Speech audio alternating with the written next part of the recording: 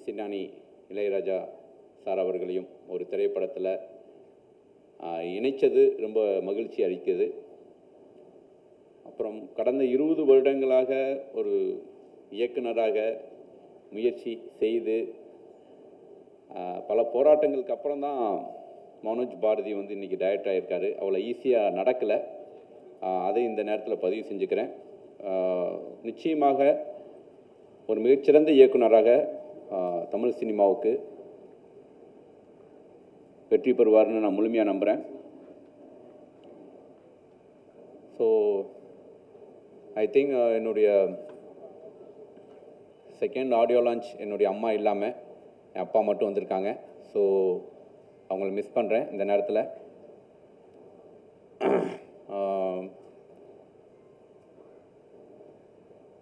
ஷூட்டிங்க்கு நடுவில் கார்த்தி சார் வந்து actually night shooting போயிட்டுருக்குது. ஸோ ரொம்ப பாரதிராஜா சார் மேலே இருக்கக்கூடிய அன்பின் காரணமாகவும் ஒரே தெருவில் விளையாண்ட மனோஜ் அவர் மேலே இருக்கக்கூடிய நட்பின் காரணமாகவும் இந்த விழாவுக்கு வந்திருக்கார் கார்த்தி சார். ஸோ அவரை முதல்ல வந்து சில வார்த்தைகள் பேச கூப்பிட்றேன். கார்த்தி சார் வந்ததுக்கு நன்றி. மேடையில் இருக்கக்கூடிய மரியாதைக்குரிய இயக்குநர்கள் எல்லாருக்கும் வணக்கம்.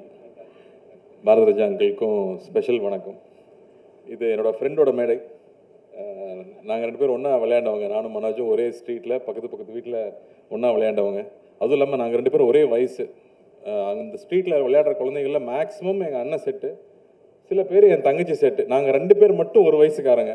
அதனால் எந்த கிரிக்கெட் மேட்ச்லையும் சேர்த்துக்க மாட்டாங்க. ஓரமாக பண்ணிடுறா பால் பறிக்க போடுவாங்க. அதனால் நாங்கள் 2 பேர் தான் அதிகமாக பேசிக்கிறதுக்கான சான்ஸ் கிடச்சிருக்கு. அதில் வந்து அந்த வயசுலேயே அங்கிள் வந்து ஒரு பியானோ வாங்கி கொடுத்துருவாரு. அவ்வளோ அழகாக பியானோ வாசிப்பான். நிறைய ஃபாரின் ஃபிலிம்ஸ் பார்ப்பான், நிறையா விஷயங்கள் பேசுவான். அவனோட லாங்குவேஜ் ரொம்ப பிரமாதமாக இருக்கும். அப்போவே டைரக்டர் ஆகணுங்கிறது ஆசை. அங்கிள் ஃபோர்ஸ் பண்ணி ஆக்டிங்கில் தள்ளி விட்டார். ஆனால் இவ்வளோ வருஷம் கழித்து நாங்கள் விருமனில் ஒன்றா ஒர்க் பண்ணோம். நிறையா விஷயங்கள் பேசிக்கிட்டோம். அங்கிளோட வீட்டுக்கு போயிட்டு நிறைய டைம் ஸ்பெண்ட் பண்ணிட்டு வந்தோம். அவ்வளோ விஷயங்கள் பகிர்ந்துக்கிட்டோம். மனோஜோட வாழ்க்கை வந்து ஒய்ஃப் வந்ததுக்கப்புறமா அவனோட வாழ்க்கை, குழந்தைகள்னு ரொம்ப ரொம்ப சந்தோஷமாக இருந்துச்சு அதை பார்க்கும்போது. ஏன்னா நாங்கள் ரொம்ப நாளுக்கு அப்புறம் பேசிக்கிட்டோம். அப்போ டைரக்ட் பண்ண போகிறேன் அப்படின்னு சொன்னால் இவ்வளோ சீக்கிரம் டைரக்ட் பண்ணி முடிச்சு ஆடியோ ஃபங்க்ஷனுக்கும் கூப்பிடுவான்னு நான் எதிர்பார்க்கல. அதை ஏற்படுத்தி கொடுத்த சுசிக்கு நான் முதல்ல நன்றி தெரிவிச்சுக்கிறேன். என் நண்பனுக்காக என் நண்பன் சார்ந்து நன்றி தெரிவிச்சுக்கிறேன். அதே மாதிரி சுசியும் நாங்களும் ஒன்றா ஏர்லி கரியர் ஸ்டார்ட் பண்ணதுனால ஜேர்னி ஃபுல்லாக ஒன்றாவே போயிருக்கோம். சுசி ரொம்ப அழகாக நடிப்பார், ரொம்ப அழகாக நடித்து காட்டுவார். ஸோ நான்மானில் கதை கேட்கும்போது ரொம்ப கான்ஃபிடண்ட்டாக இருந்துச்சு. இந்த கதை கேட்கும்போது அதை தொடர்ந்து அவரோட ஃப்ளேவர் நான் எல்லா படத்தையும் பார்த்துட்டே இருக்கேன். அந்த படம் எடுக்கும்போதே சொல்லுவார், ஜி கேஎஸ் ரவிக்குமார் சார் மாதிரி நிறைய படம் பண்ணணும்னு ஆசை ஜின்னு சொல்லிகிட்டே இருப்பாப்புல. அதுக்கேற்ற மாதிரி நிறைய படங்கள் அவர் எடுத்து தயாரிச்சுட்டே இருக்கார். நிறைய பேர் சந்தர்ப்பம் கொடுத்துட்டே இருக்காருங்கிறதுல எனக்கு ரொம்ப சந்தோஷம். மனோஜ் இந்த படம் டைரக்ட் பண்ணதில் இன்னும் ரொம்ப பெரிய விஷயம் நான் பார்க்குறது, ஃபஸ்ட்டு படத்துக்கே வந்து புதுமுகங்களை அறிமுகப்படுத்துறது அவ்வளோ ஈஸி இல்லை. டைரக்டராக பயங்கர கட்ஸ் இருந்தால் மட்டுமே தான் அந்த மாதிரி முடிவு எடுக்க முடியும். அந்த வகையில் ஷாம், ரக்ஷனா, நக்ஷா 3 பேர் இன்ட்ரடியூஸ் பண்ணுறதுல ரொம்ப ரொம்ப சந்தோஷம். அதை விட முக்கியமாக அங்கிள்கிட்ட வேலை வாங்கினது, அங்கிளை உட்கார வச்சு நடிக்க வச்சு அவருக்கு டைரக்ஷன் சொல்லி கொடுத்து ஷார்ட் சொல்லி பெரிய சாதனைடா, இதுக்கே அவனை பாராட்டணும். அண்டு இளையராஜா சாரும் பாரதிராஜா அங்கிள் 2 பேரும் அந்த படத்தில் ஒன்றா இளைஞ்சிருக்காங்கிறது ரொம்ப சந்தோஷம். ஏன்னா எங்களுக்கு எல்லாமே அவங்க 2 பேர் தான் கோல்டு ஸ்டாண்டர்ட்னு சொல்லுவாங்க இல்லையா. இன்றைக்கி வரைக்கும் அவங்களோட படங்களை ரெஃபரன்ஸாக பார்க்குறோம். இன்றைக்கும் ஒரு சாங் லீடுனா அங்கிள் மாதிரி வைக்கணும், ஒரு சாங்கை எப்படி ஷூட் பண்ணணும், அந்த சாங் கதைக்கு எவ்வளோ முக்கியமாக இருக்கணும் அப்படிங்கிறது இன்றைக்கி வரைக்கும் கோல்டு ஸ்டாண்டர்டாக இருந்துகிட்டே இருக்குது. அப்புறம் நாங்கள் படம் எடுக்கும்போது ஒரு டைரக்டர் ஒரு சீன் சொன்னால் கூட இல்லையா அந்த அளவுக்கு இல்லையா அப்படின்னு இன்றைக்கி வரைக்கும் அவங்களோட உயரத்தை எட்டுறதுக்கு தான் நாங்கள் இன்னும் போராடிக்கிட்டே இருக்கோம். ஆனால் அவங்களோட காலகட்டத்தில் நாங்களும் இருக்கோம். அவங்களுடைய படங்களை பார்த்து வளர்ந்துருக்கோம். அவங்களுடைய இன்ஃப்ளூயன்ஸ் எங்கள் மேலே அவ்வளோ இருக்குது அப்படிங்கிறது ரொம்ப சந்தோஷம். ஏன்னா நல்ல இன்ஃப்ளூயன்ஸ் இருக்கணும், அப்போ தான் நாமளும் பெரிய லெவலில் வளர முடியும். ஸோ எங்களுக்கான ஒரு நல்ல இன்ஃப்ளூயன்ஸாக இருந்து எங்களுக்கான முன்மாதிரியாக நீங்கள் எப்போவுமே இருக்கிறதுக்கு ரொம்ப ரொம்ப ரொம்ப நன்றி. அண்டு அவங்களோட ஃப்ரெண்ட்ஷிப்பும் அவங்களுடைய நட்பும் பார்த்துருக்கோம், அவங்க சண்டையும் பார்த்துருக்கோம், மறுபடியும் ஒன்று சேர்றதையும் பார்க்குறோம். அப்போ நண்பர்களாக எப்படி இருக்கணுங்கிறதையும் நாங்கள் திரும்பவும் உங்ககிட்ட கற்றுக்குறோம். ரொம்ப ரொம்ப நன்றி. சீமான் அண்ணன் வணக்கம். நீங்கள் பேசுகிறத கேட்கணும்னு ரொம்ப ஆசையாக வந்தேன். யூடியூப்பில் தான் கேட்கணும்னு நினைக்கிறேன் படப்பிடிக்கு போகிறதுனால. உங்களோட ஃபேன், உங்களோட பேச்சுக்கு ஒரு ஃபேனே சொல்லலாம். And Manoj, all the very best. இந்த படம் நல்லா வரணும், நல்லா ஓடணும்னு ஆண்டவன் வேண்டிக்கிறேன். தொடர்ந்து நீ நிறைய படங்கள் இயக்கணும்னு நான் வாழ்த்துக்கிறேன். தேங்க்யூ. என்னை அழைச்சதுக்கு ரொம்ப நன்றி. சரி, நல்ல கதையோட கொண்டு வாப்போனா. ஏன்னா இயக்குனர் இமயம் நடிச்சிருக்காரு. அதை விட முக்கியமாக இந்த படத்தினுடைய நம்ம பார்த்த அந்த எல்லாமே வந்து இயக்குனர் இமயத்தினுடைய டைரக்ஷனில் வெளிவந்து என்றைக்குமே காலங்காலமாக பேசப்படுற படமாக இருக்கிற அழகில் ஓய்தில்லை படம் மாதிரியே இந்த படத்தில் நிறைய விஷயங்கள் இருக்குது. ஒரு இன்னொரு அழகில் ஓய்தில்லை மனோஜ் பாரதி கிட்டேருந்து எதிர்பார்க்குறோம். அந்த மாதிரி ஒரு படமாக வந்ததுன்னா கண்டிப்பாக அவருக்கு வந்து ஒரு பெரிய கெரியர் காத்திருக்கு. கார்த்தி சார் சொன்ன மாதிரி தான் அவர் டைரக்டர் ஆகணும் அப்படின்னு இத்தனை மத காலம் வெயிட் பண்ணதை வந்து திரு சுசி அவர்கள் மூலமாக நிறைவேறியிருக்கு. லாக்டவுன் பீரியடில் 2020 தொடங்கி பார்த்தீங்கன்னா லாக்டவுன் பீரியடில் மோஸ்ட் ப்ரொலிஃபிக்காக படங்கள் பண்ணி வெற்றியும் கொடுத்தது வந்து சுசீந்திரன் சார் தான். அவ்வளோ பெரிய படங்கள் அடுத்தடுத்த படங்கள்லாம் கொடுத்து இன்றைக்கி வந்து ஒரு முக்கியமான என்ன சொல்கிறது பேனராக கண்டினியூஸாக படம் கொடுக்குற ஒரு இயக்குனராக சுசீந்திரன் அவர்கள் இருக்கார். அவருடைய பேனரில் வெளிவர மார்கழி திங்கள் படம் பெருசாக ஏன்னா வெற்றி அடையணும். முக்கியமாக புதுமுகங்களை அவர் அறிமுகப்படுத்தியிருக்காரு. அவங்க எல்லோருக்கும் நல்ல ஒரு பெரிய கரியர் பிரேக் கிடைக்கணும்னு இந்த நேரத்தில் என்னோடய வாழ்த்துக்களை தெரிவித்துக்கிறேன். அண்ட் இவ்வளோ பேர் வந்திருக்காங்க இந்த நிகழ்வுக்கு, இவ்வளோ பெரிய ஜாம்பவான்கள். ஏன்னா சிவகுமார் சாரெல்லாம் பார்க்க முடியாது, சினிமா விழாக்கள் அவ்வளோ ஈஸியாக வந்துடே மாட்டார். அவரை கன்வின்ஸ் பண்ணி கொண்டு வந்ததே பெரிய விஷயம். அதோடு சேர்ந்து திரு சீமான் அவர்கள், அப்புறம் நம்முடைய இயக்குனர் இமயம், அப்படி நிறைய இன்டயர் இண்டஸ்ட்ரியில் இருக்கிற பெரிய பெரிய ஜாம்பவான்கள்லாம் இங்கே வந்திருக்காங்க. அதுவே இந்த நிகழ்ச்சிக்கு மிக சிறப்பாக இருக்குது. மார்கழி திங்கள் படக்குழுவுக்கு என்னுடைய மனமார்ந்த வாழ்த்துக்கள். மனோஜ் பாரதி, நீங்கள் வந்து மிகப்பெரிய சக்ஸஸ் அடையணும். இந்த படம் மூலமாக அடுத்தடுத்த கட்டம் பெரிய படங்களும் பண்ணணும். நீங்கள் ஆசைப்பட்ட மாதிரி கார்த்தி சார் உங்களுக்கு டேட் கொடுக்குற மாதிரி அடுத்த கதை உருவாகணும். இந்த வெற்றி அதுக்கான அடித்தளமாக அமையன்னு வாழ்த்துறேன். Thank you so much. இது ஒரு படம் ப்ரொடியூஸ் பண்ணுறேன்னு சொன்னார், ரொம்ப சந்தோஷமாக இருந்தது. அதோட இயக்குனர் பற்றி சொல்லும்போது செம்ம எக்ஸைட்மெண்ட் இருந்தது. அப்புறம் சொல்லும்போது ஒன்று சொன்னார், அவர் எப்பயுமே ஒரு டைரக்டராக தான் அவர் யோசிச்சுட்டே இருப்பார். பயங்கரமான அந்த டைரக்டர் ஆகியே தீரணுங்கிற ஒரு பயங்கரமான ஒரு வெறி இருக்குது அவருக்கு அப்படின்னாரு. ஸோ அதை பற்றி ப்ராஜெக்ட்லாம் பேசிகிட்டு இருக்கும்போது ரொம்ப சந்தோஷமாக இருந்தது. இந்த படம் நல்லா வரணும். 2 பேர் முக்கியமாக 2 பேருக்காக, ஒன்று திரு மனோஜ் அவர்களுக்காகவும் திரு சுசீந்திரன் அவர்களுக்காகவும் இந்த படம் ரொம்ப ரொம்ப நல்லா வரணும். நல்லா வரும் கண்டிப்பாக. அண்ட் இவ்வளோ சொன்னவர் நடிக்கிறேன்னு சொல்லவே இல்லை இந்த படத்தில். ஸோ நடிகர் சுசீந்திரனுக்கும் என்னுடைய வாழ்த்துக்கள். நிறைய பேர் அடுத்தடுத்து பேசுறதுக்கு நிறைய பேர் இருக்கிறதுனால என்னுடைய உரை இதோட முடிச்சுக்கிறேன். நன்றி, வணக்கம், தேங்க்யூ. இயக்குனர் இமயம் அப்பா பாரதி ராஜா, பெருமதிப்பிற்குரிய பெருங்கலைஞர் ஐயா சிவகுமார் அவர்கள், அண்ணன் சீமான் மற்றும் செல்வமணியன் உட்பட்ட திரைக்கலைஞர்கள் அனைவருக்கும் எனது மாலை நேர வணக்கத்தை தெரிவித்துக்கிறேன். இந்த நிகழ்ச்சி உண்மையாகவே ரொம்ப சந்தோஷமாக இருக்குது. மனோஜை பார்க்கும்போது ரொம்ப மகிழ்ச்சியாக இருக்குது. சுசீந்திரன் சொன்னார், இது ஒரு 20 வருட போராட்டம், அதுக்கப்புறம் இந்த படம் வந்து மனோஜுக்கு கிடச்சிருக்கு டைரக்டர் ஆகிறதுக்கு அப்படின்னு. அது உண்மைதான். வள்ளுவர் ஒன்று சொல்லுவார், இதனால் இவன் முடிப்பான்ன்றதும், இதனால் இவன் முடிப்பான் என்று அதனை அவன் கண் விடல். அந்த மாதிரி வந்து இது சுசீந்திரன் தான் பண்ணணும்னு சொல்லிட்டு காத்திருந்துருக்கு. அதுக்காக வந்திருக்குன்னு நினைக்கிறேன். சுசீந்திரனுக்கு அந்த வாய்ப்பு கிடச்சிருக்கு. மனோஜ் என்கிட்ட வந்து நான் இயக்க போகிறேன்னு சொன்னால் எனக்கு ஒரு பயம் இருந்தது. நான் டைரக்டர்னு சொன்னேன். எனக்கு அதாவது இயக்குனருமே வந்து பெரிய ஒரு சாதனையாளர், உங்களுக்கு எல்லாருக்கும் தெரியும். நம்ம அப்பா அம்மாவுக்கு வந்து நம்ம நல்லது, அவங்க சம்பாதிச்ச புகழை வந்து காப்பாற்றலாம் கூட கெடுத்துடக்கூடாது அப்படின்ற ஒரு எண்ணத்தில் நான் வந்து மனோஜ் ஐயோ இதெல்லாம் பண்ணிட போகிறாப்லையோ அப்படின்னு நினச்சேன். அதுக்கப்புறம் மனோஜ்கிட்ட நம்ம பேசும்போது தெரிஞ்சது, மனோஜுக்குள்ள ஒரு மிகப்பெரிய கலைஞன் இருக்கான். அதாவது இசைஞானம் கூட மனோஜுக்கு நிறைய உண்டு. அது எந்த அளவுக்கு இயக்குனருக்கு தெரியும் தெரில. பட் நான் மனோஜ்கிட்ட பேசும்போது மனோஜுக்கு வந்து ஒரு இசையில் வந்து பெரிய ஆர்வம் உண்டு. அதே மாதிரி இயக்கத்துலேயும் வந்து மனோஜுக்குள்ள பெரிய க்ரியேட்டிவிட்டி இருந்தது. நான் டைரக்டர்கிட்ட நான் நிறைய டைம் சொல்லுவேன், அப்போ அந்த மாதிரி வந்து மனோஜ் வந்து டைரக்ட் பண்ணணும்னு சொல்கிறாப்புலன்னா அவர் கொஞ்சம் பயப்படுவார். இங்கே பண்ண போகிறேன் அப்படின்ற மாதிரி சொல்லுவார். ஆனால் எனக்கு பயங்கர கான்ஃபிடென்ட் இருந்தது, என்றைக்காவும் நான் கண்டிப்பாக மனோஜ் வந்து ஒரு டைரக்டர் ஆவா அப்படின்னு. என்ன மாறுதல்னா, டைரக்டர் வந்து ஒரு பெரிய இயக்குனராகி இன்றைக்கி வந்து நடிகராக ஜொலிச்சுக்கிட்டு இருக்காரு. இப்போ படங்களில் பார்த்தா நிறையா படங்கள் அவர் தான் நடிச்சுக்கிட்டு இருக்கார். டைரக்டர் வந்து இன்னைக்கு கால் சீட் இல்லாத ஒரு நடிகர் ஆகிட்டார். ரஜினிகாந்த் சாருக்கு அப்புறம் டைரக்டர் தான் எல்லா படங்களையும் இருக்கார். இவர் நடிகராக ஜொலிச்சுக்கிட்டு இருக்காரு. மனோஜ் வந்து நடிகராக வந்துட்டு இப்போ இயக்குனராக வந்து ஜொலிக்க காத்திருக்காரு. இயக்குனர் வீட்டில் மீண்டும் ஒரு இயக்குனர் உருவாகணும்னு என்னோட பெரிய ஆசை நடக்கும்னு நினைக்கிறேன். மனோஜோட திறமை மேலே எனக்கு மிகப்பெரிய நம்பிக்கை உண்டு. நிச்சயமாக அந்த படம் வந்து மனோஜுக்கு ஒரு பெரும் வெற்றியை தரணும். என்ன சொன்ன மாதிரி அந்த காம்பேர் பண்ணுற பொண்ணு கூட சொன்னாங்க, இயக்குனர் இந்த 10 அடி பாயிறாரு அப்படின்னு 10 அடி பாயிறாரா இல்லையான்னு இந்த படம் முடிஞ்ச உடனே அவர் ப்ரூவ் பண்ணுவார். கண்டிப்பாக அந்த இடத்த நிரப்புவார்னு நம்புகிறேன். வந்திருந்த அனைவருக்கும் நன்றி, வாழ்த்துக்கள். மேடையில் சினிமா மொத்த பெருமை இருக்காங்க. இன்றைக்கி இவ்வளோ அந்த ஒரு கூட்டம் வருதுன்னா ஒரே ஒருத்தர் அந்த பாரதி ராஜா சாருங்கிற பேருக்காக தான் அத்தனை பேரும் வராங்க. அவரோட நட்புக்கும் அவரோட தொழில் மேலே இருக்க பக்திக்கும் சிவகுமார் சார்லேருந்து செல்லுமணி சார்லேருந்து சீமான் சார்லேருந்து எல்லோரும் வந்ததுக்கு ரொம்ப சந்தோஷம். அதோட மீறி சுசீந்திரன் சார் வந்து ஒரு தயாரிப்பாளர் ப்ரொடியூசர் டைரக்டர். அவரே இப்போ தயாரிப்பாளராக படம் எடுக்கிறார். முதல் படம் டெஃபினட்டாக ஜனங்களோட தெரிஞ்ச படம் எடுப்பார். அதனால் இந்த படம் நிச்சயமாக பெரிய வெற்றி அடையும். இது இன்னும் புலிக்கு பிறந்தது பூனை ஆகாதுங்கிறது நோ டவுட்டு. அதை மனோஜ் வந்து டெஃபினட்டாக என்றைக்கோ ஆக வேண்டியது. ஏன் இவ்வளோ லேட்டானதுங்கிறதுக்கு இப்போ தான் சொன்னார். அவர் ஏற்கனவே டேரக்டர் வந்து நடிக்க ஆரம்பிச்சதுனால தானே. பரவாயில்ல, இன்னும் எவ்வளோ வயசு இருக்குது மனோஜுக்கு. நிறைய படங்கள் பண்ணி இது மாதிரி பெரிய வெற்றி விழாவுக்கு எல்லாரையும் சந்திக்கணும்னு ஆசைப்படுறேன். நன்றி, வணக்கம். அனைவருக்கும் வணக்கம். இயக்குனர் எம்எம் பாரஜா அவர்களுக்கும்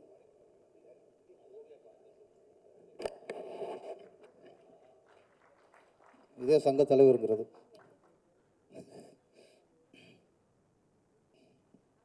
அப்பா சிவகுமார் அவர்களுக்கும் என்னோட வணக்கம். மற்றும் இங்கே இருக்கும் சாதனையாளர் அனைவருக்கும் என் வணக்கம். அடுத்து இங்கே மனோஜ் அவர்களை வாழ்த்து வந்திருக்கும் எங்கள் அண்ணன் சீமான் அவர்களுக்கு என் வணக்கம். முதல்ல சீமான் அண்ணனை பற்றி கொஞ்சம் பேசிடுவோம். ஆமாம், சீமானனுக்கு இப்போதான் மேலே கொஞ்சம் நேரம் சப்போர்ட்டாக இருக்கணும். அவர் ஒரு நாள் ஒரு பேட்டி கொடுத்தாருன்னா இவர் இந்த கட்சிக்கு ஆதரவாக இருக்காங்கன்னு அன்றைக்கி பூரா பேசிட்டே இருப்பாங்க. அப்புறம் 2 நாள் கழித்து இன்னொரு ஏதாவது பேட்டி கொடுப்பாரு, இவர் அந்த கட்சிக்கு ஆதரவாக இருக்காருன்ட்டு. அதில் ஒரு 4-5 நாள் ஓடிட்டு இருக்கும். அதுக்கப்புறம் அதை பேட்டி கொடுப்பாரு, இது 2 கட்சிக்கும் இல்லை, இவர் அந்த கட்சிக்கு ஆதரவாக இருக்காருன்னு கொடுக்கும். எந்த கட்சிக்கு ஆதரவுன்னு தெரியாமலே மக்கள் மீடியாக்கள் குழப்பிக்கிட்டு இருக்காங்க. அவர் யாருக்கும் ஆதரவு இல்லை, தமிழுக்கு மட்டும் ஆதரவு. அதில் நம்பிக்கை இருக்குது. அண்ணன் என்றைக்குமே தமிழ்நாட்டுக்கும் தமிழருக்கு மட்டும் ஆதரவாக இருப்பார். இது வந்து ஒரு சோதனையான நேரம். அது ஏற்கனவே முதல் மேலேருந்து ஒரு பாட்டு இருக்கும், கலங்கம் வந்தால் என்ன பாரு, அதுக்கும் நிலாவுன்னு பேரு, மந்தையிலே நின்னாலும் நீ வீரபாண்டி தேரு. அது மாதிரி எதையும் தூக்கி எறிஞ்சிரு சார். நீங்கள் எவ்வளோ சோதனை பார்த்துட்டிய, மீறிங்க அண்ணன் வந்துடுவார். அவர் இருக்க பரபரப்பில் இங்கே வந்து வாழ்த்து வந்ததுக்கு நன்றி. அப்புறம் நம்ம சூப்பர் ஸ்டார் ரஜினி சார் வந்து படத்தில் தான் டீஷர்ட் போட முடியும், கோட்லாம் போட முடியும். மற்ற இந்த மாதிரி ஃபங்க்ஷன்லேயோ போட்டால் மக்கள் ஏற்றுக்க மாட்டாங்க. ஆனால் இந்த மாதிரி பொது விழாக்களில் டிஷர்ட் போடுற ஒத்துக்கினா 70 வயசில் ஒரு ஆள் ஒத்துக்கிறோம்னா எங்கள் அப்பா தான், இயக்குனர் இமயம் தான். 70 வயசில் டிஷர்ட்டை போட்டு அப்படியே சவாலாக உட்காந்துருக்காரு. ரஜினி சார் உட்கார முடியுமா? முடியாது. அதனால் ரஜினிக்கெலாம் மேலே எங்கள் இயக்குனர் இமயம் என்றும் இளமை. சிவகுமார் சார் தான் சொல்லுவாங்க மார்க்கண்டேன்ட்டு.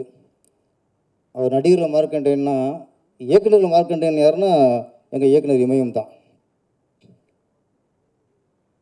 அப்புறம் தமிழ் திரையுலகில் சில துறையை சொன்னால் சிலது அடையாளம். இப்போ நடிப்பு அப்படின்னா சிவாஜி அவர்கள் தான். கவிஞர் அப்படின்னாலே அது கண்ணதாசன் தான். அதே மாதிரி இசை அப்படின்னாலே அது இளையராஜா தான். இயக்கம் அப்படின்னாலே இயக்குனர் இமயம் தான். இவங்களாம் அதுதான் அவங்களுக்கு அது அத்தாரிட்டி. இதுக்கெல்லாம் அவங்க ஒரு இலக்கணமாக இலக்கியமாக வாழ்ந்துக்கிட்டு இருக்கவங்க. இதில் இடையில வந்து இயக்குனர் இமயமும் இசைஞானியும் சின்ன ஒரு பிரிவு இன்றைக்கி திருச்செங்கோடு திருப்பி சேர்ந்துருக்காங்க. ரொம்ப சந்தோஷமான விஷயம். என்னென்னா சினிமாவில் 2 கலைஞர்கள் வந்து பிரிஞ்சாங்கன்னா அதுக்காக மக்கள் வருத்தப்படுறாங்கன்னா அது 2 பேர் தான், பாரதிராஜா, இளையராஜா. மக்களே வருத்தப்பட்டது, என்னடா அவங்க பிரிஞ்சுட்டாங்களேன்ட்டு. திருப்பி 2 கலைஞர்கள் சேர்ந்தாங்கன்னா ரொம்ப சந்தோஷம், மக்கள் சந்தோஷப்படுறாங்கன்னா அதுவும் பாரதிராஜா, இளையராஜா. ஏன்னா அந்த அளவுக்கு இவங்க மக்கள் கவர்ந்தவங்க, மக்கள் மனசில் வாழ்ந்தவங்க. 2 பேருமே மக்களுக்கு என்ன வேணும், மக்களை சந்தோஷப்படுத்துறது, தன் தொழிலை அர்ப்பணித்து மக்கள்கிட்ட போய் சேர்ந்தவங்க. இன்றைக்கி திரும்ப உங்களை சேர்த்த பெரிய ஒரு பாக்கியம் நம்ம இந்த படத்தின் தயாரிப்பாளர் சுசீந்திரனுக்கு கிடைச்சிருக்கு. இந்த சுசீந்திரன் அவருக்கு வாழ்த்துக்கள். நல்ல ஒரு நல்ல விஷயம் பண்ணியிருக்கேன். சினிமாவில் வந்து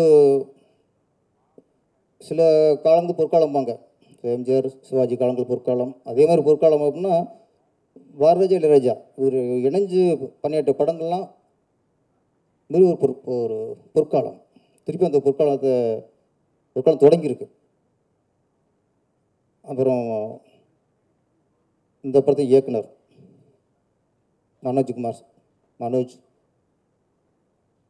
அந்த ட்ரெய்லர்லேயே அவர் பாரதிராஜாவோட சிசியன், பாரதிராஜாவோட பையன் நிரூபிச்சிட்டார். அந்த கண்ணு டைட்டில் அந்த கண்ணு சிமிடிச்சு பாருங்க, டக்குன்னு நம்மளுக்கு பாரதிராஜா படம் தான் ஞாபகம் வந்துச்சு. கரெக்டாக அவருடைய பாதையிலே வரான்னு தோணுது. அதே மாதிரி கதாநாயகி ஆர்டிஸ்ட் செலெக்ஷனு அப்பா மாதிரியே பண்ணியிருக்காரு. அது ஒரு பக்கத்து பையன் மாதிரியே இருக்காங்க ஹீரோ. அந்த பொண்ணும் அதே பாரதிராஜா படத்தில் வர கதாநாயகி மாதிரியே இருக்குது. அவங்க 2 பேருக்கும் வாழ்த்துக்கள். இன்னும் பாரதிராஜா சார் வந்து இப்போ நிறைய இயக்குநர்கள் என்ன பண்ணுறாங்கன்னா அவங்களுடைய பையங்களை வாரிசுகளை வந்து இயக்குநரை கொண்டு வர மாட்டாங்க. பெரும்பாலும் இயக்குனர் தன் பையன் கதாநாயகம் ஆயிடணும் அப்படின்ட்டு அதுக்கு தான் முயற்சி பண்ணியிருப்பாங்க. அதோட என்னென்னா இப்போ ஒரு குளிர்ச்சி நடிகர் இருப்பார், அவர் பையன் வந்து குளிர்ச்சி நடிகராக அவர் முயற்சி பண்ண மாட்டாங்க. அவர் பையனும் ஹீரோ. அது மாதிரி காமெடி நடிகர் கூட தன் பையனை ஹீரோ தான் அறிமுகப்படுத்துகிறாங்க. வில்லன் நடிகர் கூட தன் பையனை ஹீரோ தான் அறிமுகப்படுத்துகிறாங்க. ஆனால் பாரதி சார் பையன் மனோஜ் அவர் வந்து உதவி இயக்குனராக பணியாற்றி இயக்குனர் ஆகணும் தான் முயற்சி பண்ணார். இடையில் சில சூழ்நிலைகளில் ஒரு ஹீரோ ஆகிட்டார். இருந்தாலும் இப்போ தான் சரியான ரூட்டுக்கு வந்திருக்காரு, அப்பா ரூட்டுக்கு வந்திருக்காரு. இந்த இயக்குனர் தான் அவருக்கும் ஒரு மரியாதையை கொடுக்கும். என்ன இவர் இயக்குனர் ஆகும்போது அப்பா நடிகர் ஆகிட்டார்.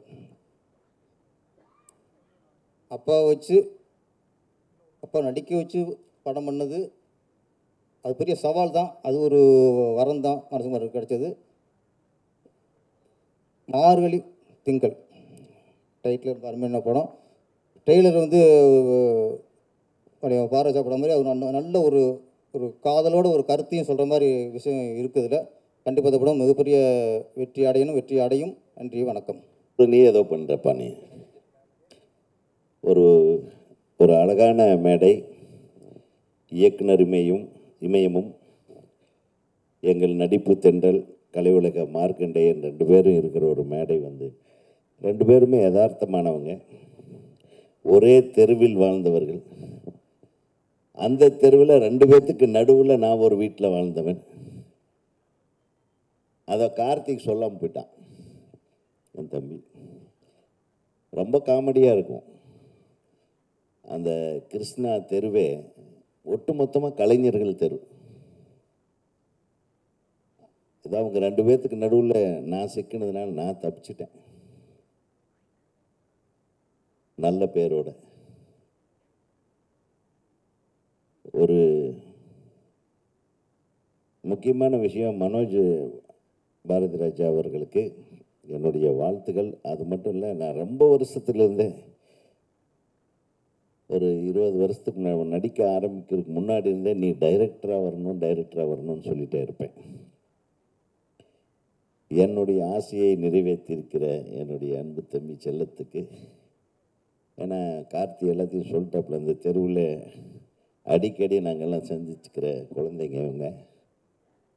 இளையராஜா அவர்களுடைய கம்போசிங் முடிஞ்ச உடனேயே இந்த சின்ன கவுண்டர் படம் எடுக்கும்போதெல்லாம் என்னுடைய கேசட்டு கம்போசிங் ஒரு டியூன் போட்ட கேசட்டு என் கையில் இருக்காது, எல்லாம் என் காரில் போட்டு இவங்க தூக்கிடுவாங்க பசங்க. எல்லாம் இவங்க தான் கேட்பாங்க, இதில் இந்த டியூன் சரியில்லை, இதுதான் நல்லா இருக்குன்னு இவங்க தான் டிசைட் பண்ணுவாங்க. ஸோ அந்த மாதிரி இதில் கார்த்திக் வெறிய, கார்த்திக் வந்து அங்கிள் இந்த பாட்டு சூப்பர் ஹிட் ஆகும்னா கண்டிப்பாக அந்த பாட்டு ஹிட் ஆகும். அந்த பயங்கர இசை வெறி எனக்கு கார்த்திக். ஸோ அந்த பழைய நினைவுகளெல்லாம் வந்துருச்சு எனக்கு. உண்மையிலுமே ஒரு மிக மகிழ்ச்சியான தருணம் இது. மனோஜ் பாரதி ராஜாவுக்கு ஒரு இயக்குனராக, ஒரு அற்புதமான இயக்குனராக உருவாக்குவதற்கு ஒரு வாய்ப்பை கொடுத்த அன்பு தம்பி இயக்குனர் சுசீந்திரனுக்கு அவர்களுக்கு தமிழ்நாடு திரைப்பட இயக்குனர்கள் சங்கத்தின் சார்பாக நான் நன்றியை தெரிவித்துக் கொள்கிறேன். ஏன்னா அவங்க அப்பா ஆசைப்பட்டா கூட அவரே தயாரிச்சிருக்கலாம். தான் தயாரித்து தன் பையனை வந்து ஒரு இயக்குனர் ஆக்கணுங்கிறத விட தன் பையனுடைய திறமையை பார்த்து ஒரு இயக்குனராக இன்னொரு தயாரிப்பாளர் உருவாக்குவதை தான் எந்த தந்தையும் விரும்புவார். ஸோ அந்த தந்தைக்கு நீங்கள் ஒரு பெருமையை சேர்த்திருக்கிறீர்கள் என்பதுதான் நான் திரு இயக்குனர் அவர்களுக்கு, தயாரிப்பாளர்களுக்கு நான் கூறிக்கொள்ள ஆசைப்படுகிறேன். அது இந்த குழந்தை அவர், இந்த ஹீரோ அவர் சின்ன பையன்லேருந்து ஸ்கூலுக்கு போகிறதுலேருந்து எனக்கு தெரியும். ஏன்னா அவங்க அப்பா என்னுடைய நெருங்கிய நண்பர் மட்டுமல்ல, அவங்க அம்மாவும் அப்பாவும் 2 பேருமே என்னுடைய மிகப்பெரிய ஃபேன்ஸ்.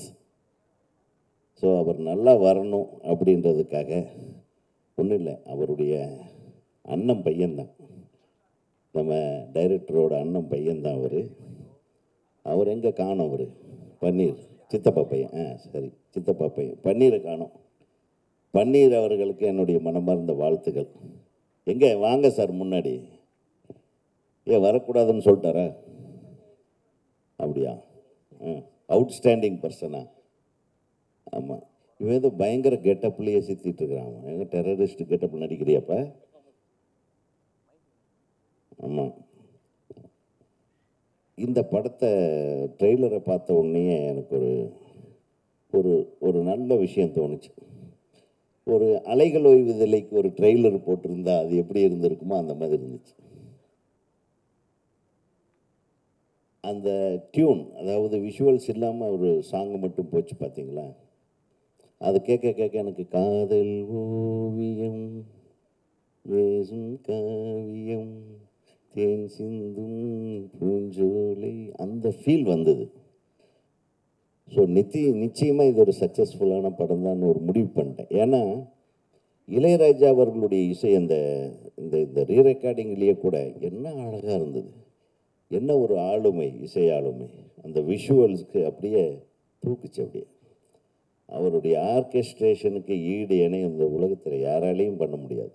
ஸோ இளையராஜா அவர்கள் உங்கள் கூட இணைந்திருக்கிறார் என்றால் அது அவங்க 2 பேரும் சேர்ந்து செஞ்ச ஒரு பெருமை தான். ஏன்னா எப்படி இளையராஜா அவர்களையும் அப்பா பாரதி ராஜா அவர்களையும் பிரிக்க முடியாதோ இசையால், அவங்க கோபத்தில் பிரிஞ்சிருக்கலாம், இது பிரிஞ்சிருக்கலாம், பார்த்தா அவங்க மண்ணாலையும் பிரிக்கவில்லை, அவங்களை பொன்னாலும் பிரிக்க முடியவில்லை, பெண்ணாலும் பிரிக்க முடியலை. அது எனக்கு தெரியாது, அது அவருக்கு தான் தெரியும். ஆனால் எதுவாலும் பிரிக்க முடியாது. உண்மையாக ஆழமான ஒரு கிரியேட்டர்ஸ் 2 பேருடைய வாழ்க்கை. எனக்கு அவங்கள பற்றி நிறைய தெரியும், அந்த 2 பேரை பற்றியும்.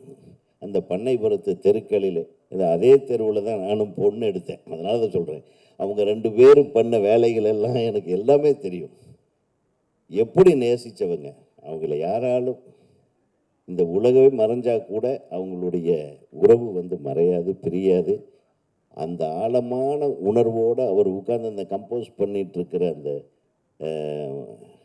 ஆடியோ கிளிப்பிங்ஸ், வீடியோ கிளிப்பிங்ஸ் எல்லாம் பார்த்தேன். ரொம்ப மனசுக்கு ரொம்ப சந்தோஷமாக இருந்தது.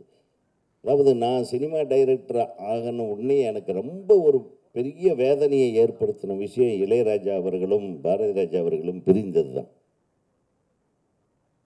நான் அதுவரையில் பாரதி ராஜா அவர்களின் போய் நேரில் சந்தித்து வேறு எந்த விஷயத்துக்காகவும் பேசினதில்லை. முதல்ல அவருடைய அலுவலகத்துக்கு நான் போனதே, சார் நீங்களும் இளையராஜா சாரும் சேரணும் அப்படின்ட்டார். யாரையா நீ? அப்படி ஒரு கோபம். இளையராஜா அவர்களோட முதல் கம்போசிங் உட்காரும்போது நான் முதல்ல சொன்ன வார்த்தை, நீங்களும் பாரதி ராஜா சாரும் சேர்ந்து பண்ணணும். ஏன்னா அவங்க 2 பேரும் தான் இந்த தமிழ் சினிமாவை வேறு லெவலுக்கு உருவாக்குனது. அது மறுக்கவே முடியாது. ஸோ அத்தகைய ஒரு கிரியேட்டரோடைய ஒரு ஒரு ரத்தம், பிளட்டு, யங் பிளட்டு மனோஜ் டெஃபினட்டாக ஒரு புதிய சகாப்தத்தை, புதிய அத்தியாயத்தை இந்த படத்தின் மூலமாக தொடங்குவார். இந்த படத்தில் நடிச்சிருக்கிற அந்த ஹீரோயின்ஸ் 2 பேருமே beautiful. I wish you all the best. Hero சொல்ல வேண்டியதே இல்லை, ரொம்ப அழகாக, ரொம்ப இயல்பாக நடிச்சிருக்காரு. ரொம்ப சந்தோஷமாக இருக்குது. இந்த படம் மிகப்பெரிய வெற்றி படமாக அமைய வேண்டும் என்று எல்லாம் வல்ல இறைவனை வேண்டி விடைபெறுகிறேன். நன்றி, வணக்கம்.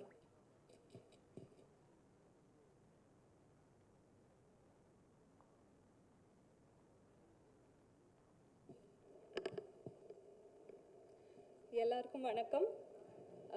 ஃபர்ஸ்ட்லி என்னோட அம்மா அப்பாவோட சப்போர்ட் அண்ட் லவ் இல்லாமல் நான் இங்கே இருந்திருக்க மாட்டேன். So I love you. Margazhi Thingal team, Manoj sir, Susi sir, ரொம்ப ரொம்ப நன்றி. என்னை நம்பி இந்த ரோல் கொடுத்ததுக்கு ரொம்ப, ஏன் சார் தெரிவிக்கிறீங்க, ரொம்ப ரொம்ப நன்றி. Bharathi Raja sir, first day வந்து நான் அவ்வளோ பயந்துக்கிட்டு வந்தேன் செட்டுக்கு. ஆனால் அவ்வளோ ஃப்ரெண்ட்லியாக பார்த்துக்கிட்டீங்க.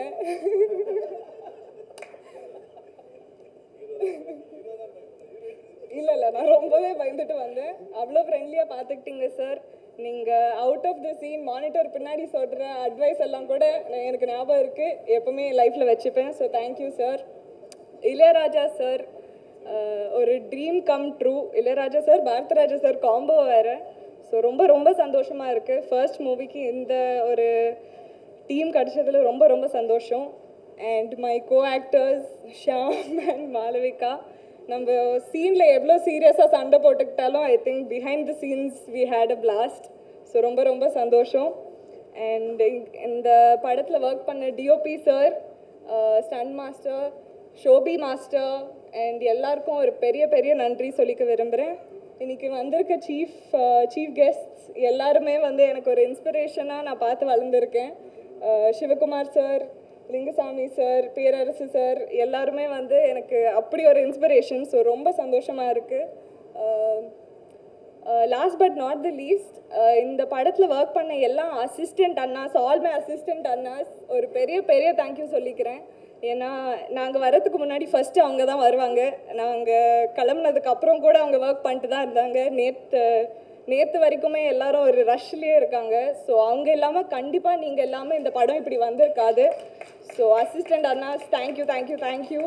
மேக்கப் ஆர்டிஸ்ட், ஹேர் ஸ்டைலிஸ்ட் எல்லாருமே பெரிய பெரிய பெரிய தேங்க்யூ. லைட் அண்ணா, செட் அண்ணா எல்லாருமே நிஜமாகவே சொல்கிறேன், நீங்கள் எல்லாமே இந்த ஒரு பிக்சரைசேஷனே கண்டிப்பாக வந்திருக்காது. So thank you.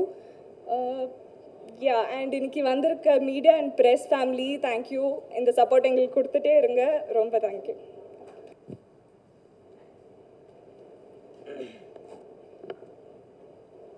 Okay, check. மேடையில் இருக்கிற எல்லாம் பெரியவங்களுக்கும் தமிழ் மக்களுக்கும் அனைவருக்கும் வணக்கம். இது எல்லாம் என்னோட மட்டும் கனவில்லை, என்னோட அப்பா, அம்மா, அக்கா, நாங்கள் எல்லோரும் சேர்ந்து கண்ட கனவு. ஸோ ரொம்ப சந்தோஷமாகவும் இருக்கேன், கொஞ்சம் இமோஷ்னலாகவும் இருக்கேன். அதுக்கு ஃபஸ்ட்டு கடவுளுக்கு ஒரு பெரிய நன்றி. அப்புறம் மார்கழி திங்கள் ஆடிஷனில் எங்கள் 5 பேரில் என்னை செலக்ட் பண்ணி எனக்கு ஓட்டு போட்டு ஒவ்வொருத்தருக்கும் ஒரு பெரிய பெரிய நன்றி. ஏன்னா நீங்கள் எல்லோரும் வந்து ஓட்டு போட்டனால நான் இன்றைக்கி இங்கே நிற்கிறேன். So thank you so much. Margazhi Thingal மாதிரியான ஒரு படத்தில் நடிக்க முடிஞ்சதில் ஃபஸ்ட்டு என்னோட writer and producer director Suseenthiran சாருக்கு ஒரு பெரிய நன்றி. தேங்க்யூ சார், என்னை நம்பி இவ்வளோ பெரிய ரோல் கொடுத்ததுக்கு. அப்புறம் என்னோட டைரக்டர் மனோஜ் பாரதி ராஜா சார், என்ன ஐ ஹவ் நோ வேர்ட்ஸ். ஒரு டிஃப்ரெண்ட் எக்ஸ்பீரியன்ஸாக இருந்துச்சு. Thank you so much sir for all the support and motivating us throughout. And அவங்க ஒவ்வொரு சீனும் எங்களை கைட் பண்ணி கூட்டிகிட்டு வந்தாங்க. So thank you so much sir. அப்புறம் என்னோட co actors Shaam and Aksha, சத்தியமாக நீங்கள் இல்லைன்னா எனக்கு செட்டு போர் அடிச்சிருக்கும். So thank you so much. அப்படி இல்லை, thank you so much for first being my friend and then my co actors. Thank you so much. And எனக்கு மொத்தம் டெக்னீஷியன்ஸ், க்ரூ, அசிஸ்டன்ட் டைரக்டர்ஸ் எல்லாருக்கும் ஒரு பெரிய நன்றி. ஏன்னா ஒவ்வொருத்தரும் அவ்வளோ எஃபர்ட் போட்டு அவங்களோட 100% இந்த மூவிக்காக வேலை செஞ்சுருக்காங்க. So thank you so much. And also special mention to Appukutty அண்ணன், stunt master, and Shobi master, choreographer ஒரு பெரிய நன்றி. இருங்க எங்களோட 2 லெஜண்ட்ஸ், இந்த மூவியோட இருக்கிற 2 லெஜண்ட்ஸ் பற்றி பேசாமல் என்னால் போக முடியாது. ஸோ ஃபஸ்ட்டு வந்து இளையராஜா சார். ராஜா சார் கையை வச்சா அது ராங்காக போனதில்லை. ஸோ ராஜா சார் எங்களோட மூவி ஆக்செப்ட் பண்ணி எங்களோட மூவிக்கு மியூசிக் பண்ணியிருக்காங்கன்னா அது அவங்களோட பெரிய மனசு. எங்களோட கேரக்டர்ஸ்க்கும் எங்களோட மொத்தம் படத்துக்கும் ஒரு பெரிய ஒரு உயிர் இல்லைன்னா ஒரு சோல் அவங்களோட மேஜிக்கில் தான் இருக்கும் கண்டிப்பாக. அப்புறம் என்னோட ஃபேவரட் பாரதி ராஜா சார். நான் ஷூட்டுக்கு like 1 day before the shoot தான் எனக்கு தெரியும் இந்த மாதிரி பாரதி ராஜா சார் கூட நான் நடிக்க போகிறேன்னு. ஸோ அன்றைக்கி நைட்டு நான் தூங்கவே இல்லை. நான் வந்து பாரதி ராஜா சார் நான் எப்படி என்ன பண்ணுவேன் ரொம்ப நர்வஸாக இருந்தேன். ஆனால் சார் உள்ளே வரும்போதே ரொம்ப பாசிட்டிவாக ரொம்ப ஜாலியாக வந்து எங்கள் கூட எல்லாம் பேசி sir it was very easy. Sir கூட நடிக்க ரொம்ப ஈஸியாக இருந்துச்சு. அது அவங்களோட அவங்களோட அந்த என்ன சொல்கிறது என்னன்னு தெரியாது சார். உங்கள் கையில் ஏதோ இருக்குது, ஏதோ ஒரு மேஜிக் இருக்குது. Thank you so much sir. I feel very blessed and I'm very grateful. And also thank you Amma Acha for being patient with me. என்னோட எல்லா அப்ஸ்லையும் டவுன்ஸ்லையும் நீங்கள் இருந்திருக்கீங்க. So thank you so much. And thanks to my friends, இன்றைக்கி வந்திருக்காங்க அவங்க. So எல்லாருக்கும் ஒரு பெரிய நன்றி. And also to assistant directors. எனக்கு 2 பேரோட பேர் இப்போ திடீர்னு ஞாபகம் வருது. சூர்யா அண்ணன் அண்ட் கவின் அண்ணன் ரொம்ப ஒர்க் பண்ணியிருக்காங்க இந்த மூவிக்காக. Thank you so much. எல்லாருக்கும் நன்றி. எல்லோரும் இந்த மூவி வந்து கண்டிப்பாக பார்க்கணும், சப்போர்ட் பண்ணணும். ரொம்ப வித்தியாசமான லவ் ஸ்டோரி. உங்களுக்கெல்லாம் கண்டிப்பாக இது பிடிக்கும். வாங்க வந்து பாருங்கள். Thank you so much. ஃபர்ஸ்ட் வந்து என்னோட அண்ணன் சுசீந்திரன் அவர், அப்புறம் என்னோட குரு மனோஜ் சார்.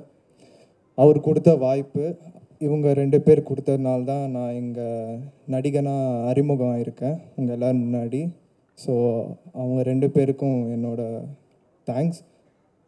மனோஜ் சார் வந்து என்னை இந்த படம் ஃபுல்லாக ஒரு டைரக்டராக தாண்டி ஒரு பிரதராக என் கூட உட்காந்து ஷேர் பண்ணி எனக்கு ஒரு கம்ஃபர்ட் ஜோன் கொடுத்து என்னை அற்புதமாக ஸ்க்ரீனில் காமிச்சு என்னை இவ்வளோ தூரம் நடிக்க வச்சதுக்கு ரொம்ப நன்றி சார். ரொம்ப தேங்க்ஸ் சார். நீங்கள் இல்லாமல் இது இல்லை சார். அப்புறம் இந்த படத்தில் எனர்ஜியை தாண்டி அவங்களோட ஒர்க் போட்டிருக்கிற அசிஸ்டன்ஸ் சூர்யா அண்ணனும் கவின் அண்ணனும், அவங்களுக்கு ரொம்ப தேங்க்ஸ் சொல்கிறேன் இந்த இடத்துல. ஏன்னா அவங்க கூட இருந்து ரொம்ப ஹெல்ப் பண்ணி ரொம்ப அழகாக கோஆர்டினேட் பண்ணாங்க எங்கள் கூட. ஸோ அவங்களுக்கு ரொம்ப நன்றி. அப்புறம் என்னோடய கோ ஆர்டிஸ்ட் ரக்ஷனா நக்ஷா ரொம்ப கூட இருந்து ஒரு நல்ல ஃப்ரெண்டாக நல்ல ஜாலியாக என்னை அப்படியே ட்ராவல் ஆகி இப்போ ட்ரெய்லர் லான்ச் வரைக்கும் வந்திருக்கு. ஸோ அவங்களோட இருந்த ஒரு ரிலேஷன்ஷிப் ரொம்ப பியூட்டிஃபுல்லாக இருந்துச்சு இந்த மூவியில். அண்ட் இந்த படத்தில் ஒர்க் பண்ண DOP Vanchinathan sir, editor Thiyagu, Shobi master, Dinesh Kasi, fight master எல்லாருக்கும் ரொம்ப நன்றி, ரொம்ப ரொம்ப நன்றி சேஃபாக எல்லாமே கொண்டு போனதுக்கு. எல்லாத்தையும் தாண்டி இந்த படத்தோட 2 இமயம், அதாவது பாரதி ராஜா சாரும் மற்றும் இளையராஜா சார், அதாவது இதெல்லாம் ஒரு கனவு. நிஜமாலே இவங்க சேர்றது, இதில் நான் இருக்கிறது, இதெல்லாம் என்னால் நினச்சி கூட பார்க்க முடியல. ஏன்னா 2 பேர் இல்லாமல் என் வாழ்க்கை ஓடினதே இல்லை, இவங்களோட படமும் இவங்களோட இசையும். ஸோ அதனால் நான் இவங்களுக்கு ரொம்ப நன்றி தெரிஞ்சுக்கிறேன். அண்ட் இந்த மேடையில் சிறப்புக்கும்படி இங்கே வந்திருக்கோம் லிங்குசாமி சார், சீமான் அண்ணன், RB Udhayakumar sir, Sivakumar sir, எல்லாருக்கும் ரொம்ப ரொம்ப தேங்க்ஸ். அப்புறம் last but not the least, என்னோடய அப்பா தான் எனக்கு எல்லாமே. எங்கள் அப்பானால தான் நான் நிற்கிறேன். எங்கள் அப்பாவோட கனவு என்னை தாண்டி ரொம்ப பேஷ்னேட்டாக ரொம்ப ஒரு இது பண்ணது எங்கள் அப்பா தான். ஸோ எங்கள் அப்பா தான் என்னை கொண்டு வந்து நிற்க வச்சது, அதில் நோ டவுட். எங்கள் அப்பா இல்லைன்னா நான் இல்லை, இந்த இடத்துல என்னால் இருக்க முடியாது. அதுக்கடுத்து என்னை கூட இருந்து என்னோடய இன்ட்ரெஸ்ட்டை சப்போர்ட் பண்ண எங்கள் அம்மா, தங்கச்சி, என்னோடய ஃப்ரெண்ட்ஸ் எல்லாம் வந்திருக்காங்க இங்கே. தேங்க்ஸ் ஆடி, தேங்க்ஸ் எல்லாருக்கும் ரொம்ப நன்றி. என்னோடய தாத்தா பாட்டி எல்லாருமே நான் மேடையில் பேசுகிறது, இங்கே நிற்கிறது பார்க்குறதுக்காக அவ்வளோ தூரம் வந்திருக்காங்க. அவங்களுக்கும் ரொம்ப நன்றி. அதாங்க, இதுக்கு மேலே என்ன சொல்லணும்னு தெரியல. இதான் என்னோடய ஃபர்ஸ்ட் ஸ்டேஜ், ஸோ கொஞ்சம் நர்வஸாக இருக்கேன். ஸோ போர் அடிக்க வேணான்னு விரும்புகிறேன். நான் இதோட முடிச்சுக்கிறேன். ரொம்ப நன்றி, தேங்க்யூ, வணக்கம்.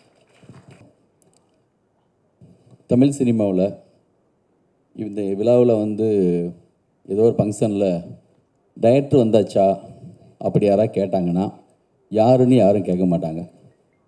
ஏன்னா தமிழ் சினிமாவில் டைரக்டர்னா, இயக்குனர்னா அது பாரதி ராஜா சார் தான்.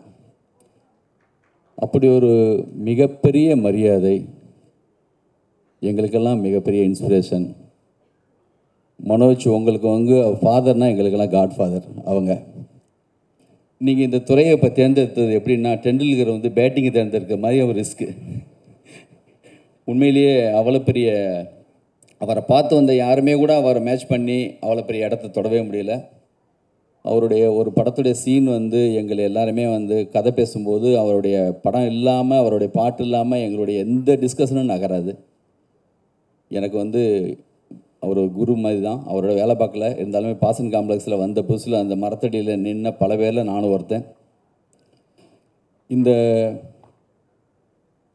ஹைதராபாத் சமீபத்தில் வந்திருந்தப்போ அவங்கள எங்கள் வீட்டுக்கு கூப்பிட்டு போய் நான் சங்கராபண்டத்துலேருந்து ஒரு சாங் போட்டு விட்டு, துருக்குனா இது சேவா சாங் போட்டுவிட்டு அவள் காலெலாம் அமைக்கி விட்டேன்.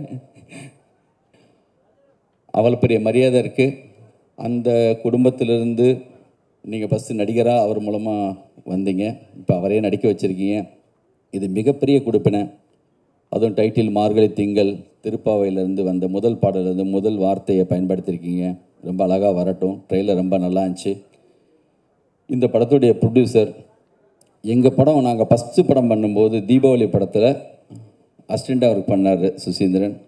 அப்போவே அவர்கிட்ட ஒரு பெரிய ஒரு துடிப்பு இருக்கும். எடிட்டிங்கில் எல்லாமே ரொம்ப அப்படி எழில் சாரோட ரொம்ப பர்ஃபெக்டாக ஒர்க் பண்ணுவார். அவருக்கு என்னுடைய வாழ்த்துக்கள். இந்த படத்தில் நடித்த எல்லா ஹீரோயின்ஸ் எல்லாமே ரொம்ப தெளிவாக பேசுகிறாங்க. அசிஸ்டண்ட்லேருந்து எல்லாருக்கும் நன்றி சொல்கிறப்பே தெரியுது. ரொம்ப அழகாக இருக்கா அப்படி தம்பி, ரொம்ப விஷாலை பார்த்த மாதிரி இருக்குது எனக்கு சண்டைக்கோழியில். ரொம்ப லட்சணமாகவும் இருக்காங்க. கண்டிப்பாக ஒரு பெரிய இடம் இருக்குது தமிழ் சினிமாவில். பர்டிகுலராக எங்கள் இயக்குனர் இமயத்திலிருந்து வீட்டிலேருந்து ஒரு இயக்குனர் நிச்சயமாக நீங்கள் இந்த சுசீந்திரனுக்கு இது உங்களுக்கு மிகப்பெரிய ஒரு வாய்ப்பாக நான் சொல்கிறேன். நீங்கள் செஞ்சது மாபெரும் அற்புதமான காரியம். அது ரொம்ப அழகாக இருக்குது பார்க்குறதுக்கே. அதுக்கு பர்சனலாக உங்களுக்கு நான் நன்றி சொல்லிக்கிறேன். இந்த படம் மிக சிறப்பாக வரணும். ரொம்ப ட்ரெய்லர் ரொம்ப நல்லாயிருக்கு. அதில் நான் யாரோ சொன்னாங்க, நானும் மனோஜ் சார்கிட்ட சொன்னேன், அந்த ஒரு கண்ணு ஷாட்டு பார்க்கும்போது பாரதி சாருடைய படத்துடைய அதே சேம் ஷாட்டு மாதிரி தெரியுதுன்னு சொல்லி. இன்னொரு கண்ணு ஷாட்டு படத்தில் இருந்துச்சு. அது பாரதி சாருடைய டைட் க்ளோஸில் ஒரு கண்ணு, அது ஒரு புலி மாதிரி இருந்துச்சு நிஜமாகவே. அவர் வந்து சமீபத்தில் நிறைய திருச்சிற்றம்பலம் படம் பார்த்துட்டு நான் மிரண்டேன். அவ்வளோ அற்புதமாக நடிச்சிருந்தாங்க. அவருடைய டிஷர்ட்டில் இந்த ஒரு ஷார்ட்டில் வந்து ஒரு டிஷர்ட்டில் வந்தார். அதில் 33 ஒரு நம்பர் போட்டுருந்துச்சு. அது அவருடைய இப்போ உள்ள வயசு. 3 வயசு அதிகமாக சொல்லிட்டேன் நினைக்கிறேன்.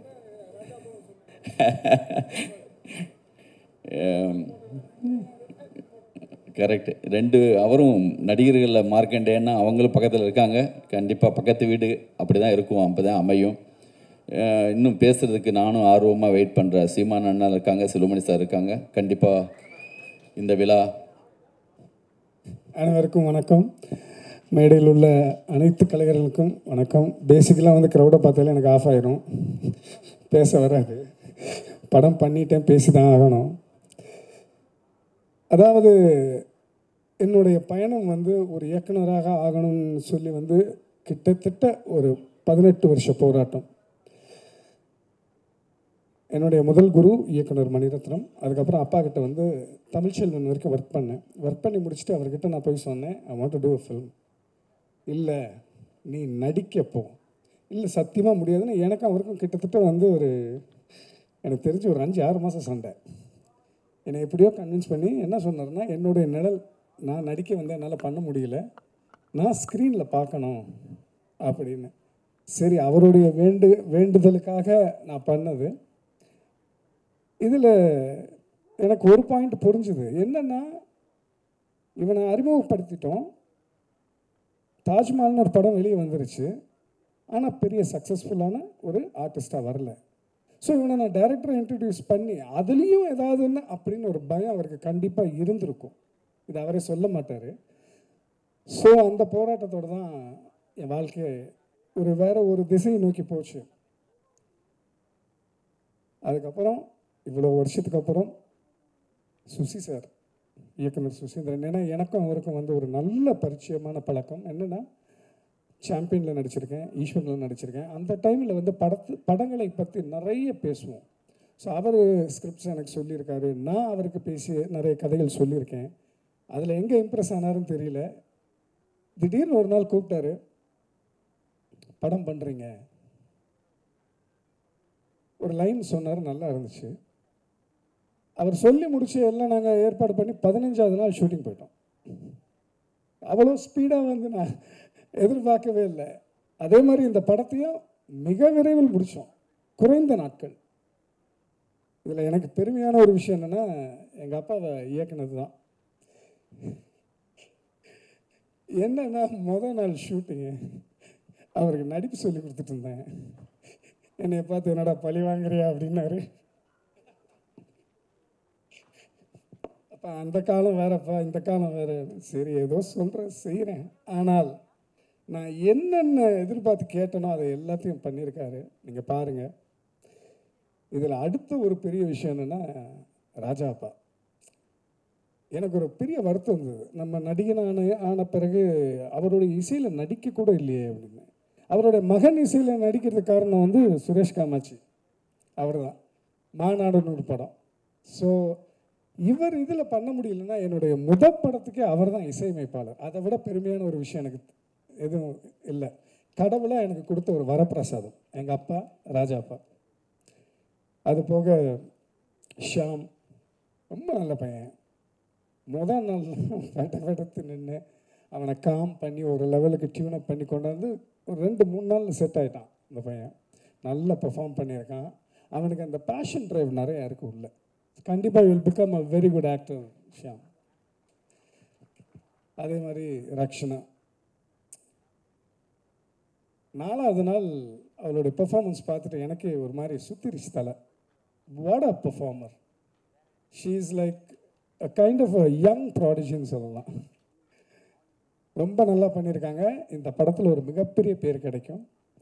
அதே மாதிரி நக்ஷா வந்து பயங்கர பிளேஃபுல் அது இதுன்னு இருந்தாலும் ஒர்க்குன்னு வந்துருச்சா ஷீ இஸ் வெரி சீரியஸ். இப்படி ஒரு பங்க்சுவாலிட்டி இந்த யங் ஏஜில் நான் பார்த்ததில்லை. எங்களுக்கு முன்னாடி ஸ்பாட்டில் போய் உட்காந்துருக்கோம். நல்லா வருவையா நீ, ஓகே. அதே மாதிரி ரியான்ட்டு, she sitting here, she's done a role. எல்லாமே ப்ளசண்ட்டாக பண்ணியிருக்காங்க. This is a feel good film. கண்டிப்பாக உங்களை எல்லாருக்கும் பிடிக்கும். ஃபேமிலியோடு வந்து படம் பார்க்கலாம். அதுக்கப்புறம் நான் ரொம்ப தேங்க் பண்ண வேண்டியது வந்து என்னோடய ஒய்ஃப், என் குழந்தைங்க.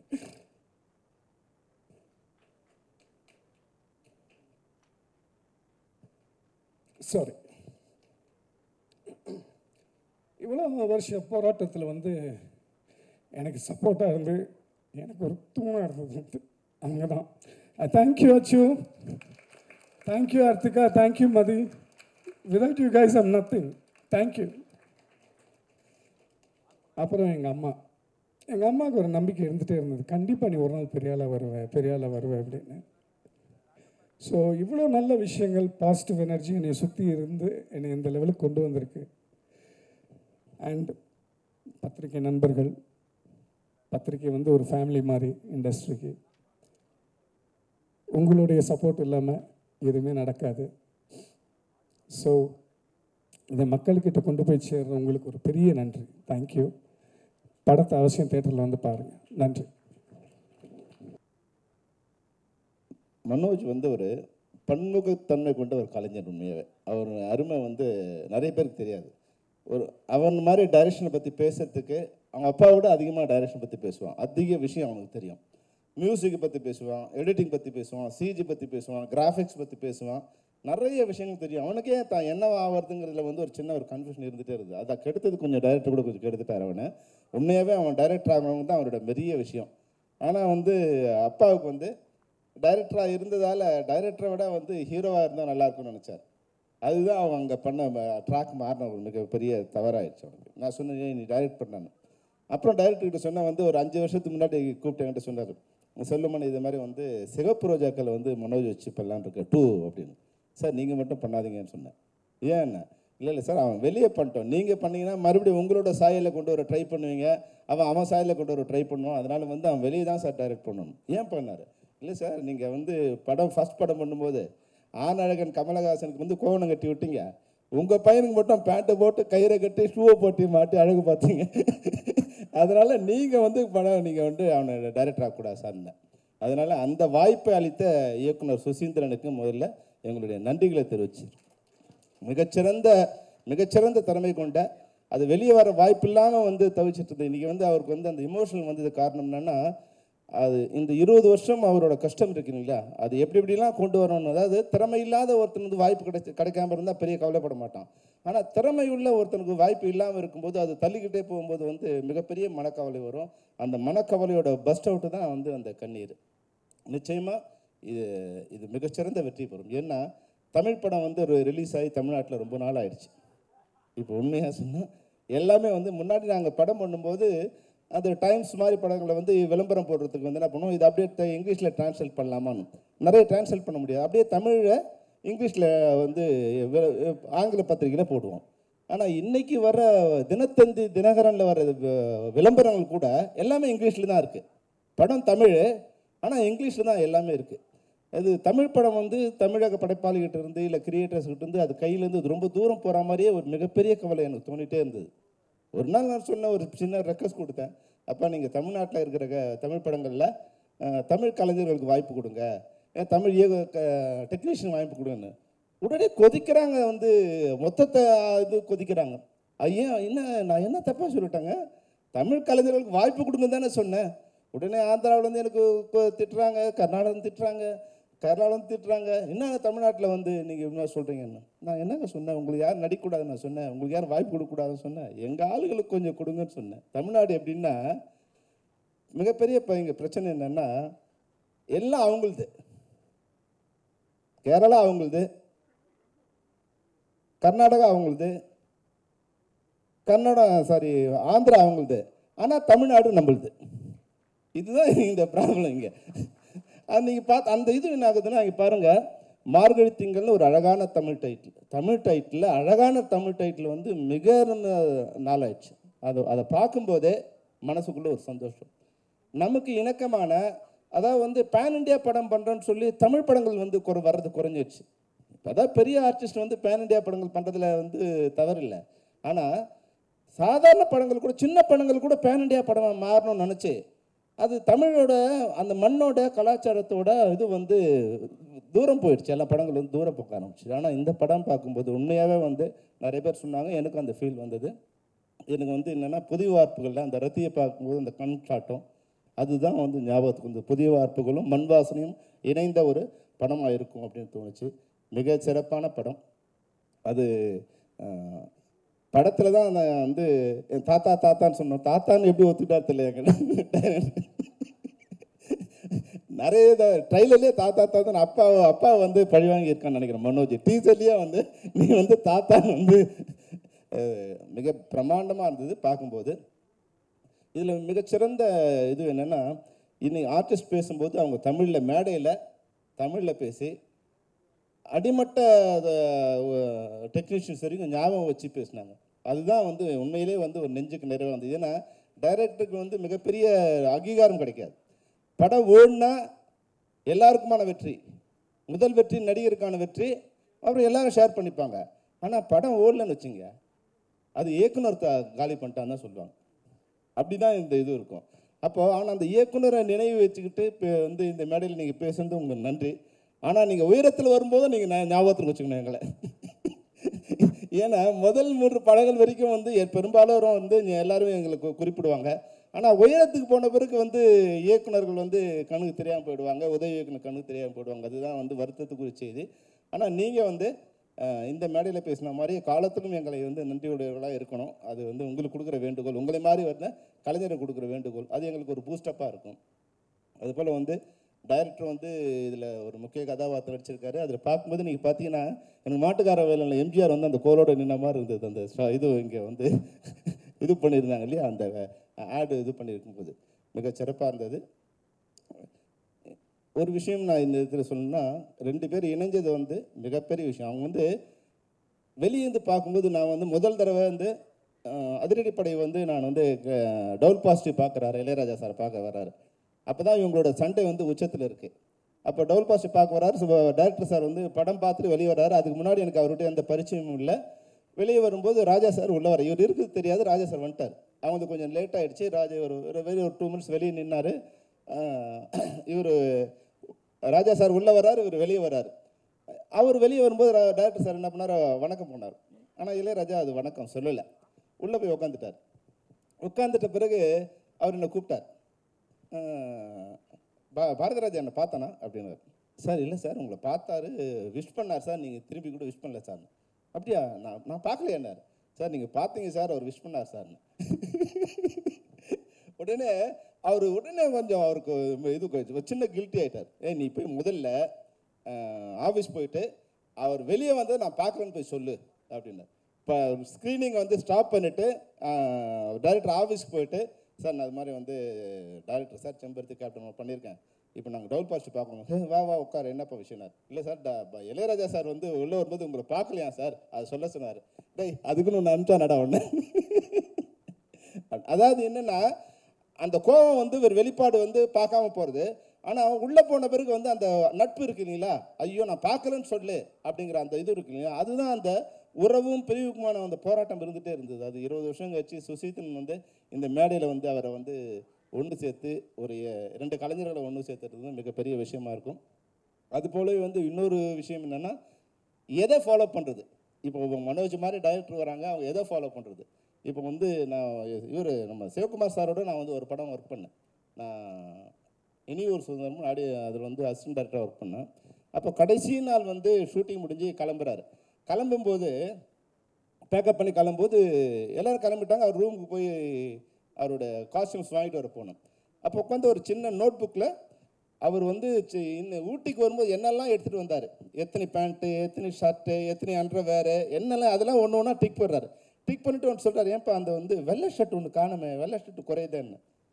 பக்கத்தில் கூட சொல்கிறார், இல்லை சார் ஒன்றும் துவைக்க கொடு, ஐயோ அதை முதல்ல வாங்கிட்டு வந்துடுங்க. அப்போது அந்த பங்க்சுவாலிட்டி இருக்குங்களா, அந்த பங்க்சுவாலிட்டியோட காலம் தவறாமையோட உச்சம் வந்து சிவகுமார் சார். அவரும் இன்னைக்கு வந்து மார்க்கண்டேயனா இங்கே உட்காந்துருக்கார். எந்த பங்க்சுவாலிட்டிக்கும் வந்து எந்த கட்டுப்படாதவர் வந்து டைரக்டர். வழக்கமாக வந்து நாங்கள் டைரக்டர்ஸ் யூனியனில் இருக்கும்போது ஒரு ஃபங்க்ஷன் 10 மணிக்குன்னா நாங்கள் வந்து என்ன சொல்லுவோம்னா, பாலச்சந்தர் சாருக்கு சொல்லுவோம், சார் வந்து ஃபங்க்ஷன் வந்து 10:30 மணிக்கு சார் சொல்லுவோம். 10:30 மணிக்கு சொன்னால் பாலச்சந்தர் சார் வந்து 10:20க்குலாம் வந்துடுவார். டைரக்டருக்கு நான் சொல்லுவேன், சார் இப்போ 9:30 மணிக்கு சார் ஃபங்க்ஷன். சரி, இவர் 11 மணிக்கு வருவார். அந்த ஆனாலும் வந்து இவரும் கோல வச்சுட்டு தான் இருக்காரு. வந்து இன்றைக்கி 50 வருஷம் கழிச்சும் அதே மேடையில் நடுநாயகமாக உட்காரக்கூடிய அந்த தகுதியோடு தான் உட்காந்துருக்காரு. பங்க்சுவாலிட்டியோட உச்சத்தில் இருந்த சிவகுமார் சாரும் நடுநாயகமாக உட்காந்துருக்காரு. நீங்கள் எதை ஃபாலோ பண்ணுறது அப்படின்னு ஒரு சின்ன கன்ஃபியூஷன் வந்தது. ஆனால் 2 பேருமே ஒரே ஒரு ஒற்றுமை இருக்குது. என்னென்னா அந்த தொழில் அக்கறை இருக்குங்க இல்லையா, அந்த சின்சியாரிட்டி கோர். எதை வந்து எல்லாமே வந்து வெளியே அந்த சாருக்கு வந்து எப்படின்னா, நான் ஒரு சின்ன ஒரு விஷயம் சொன்னேன் அவர்கிட்ட ஒரு மேடையில் பேசும்போது.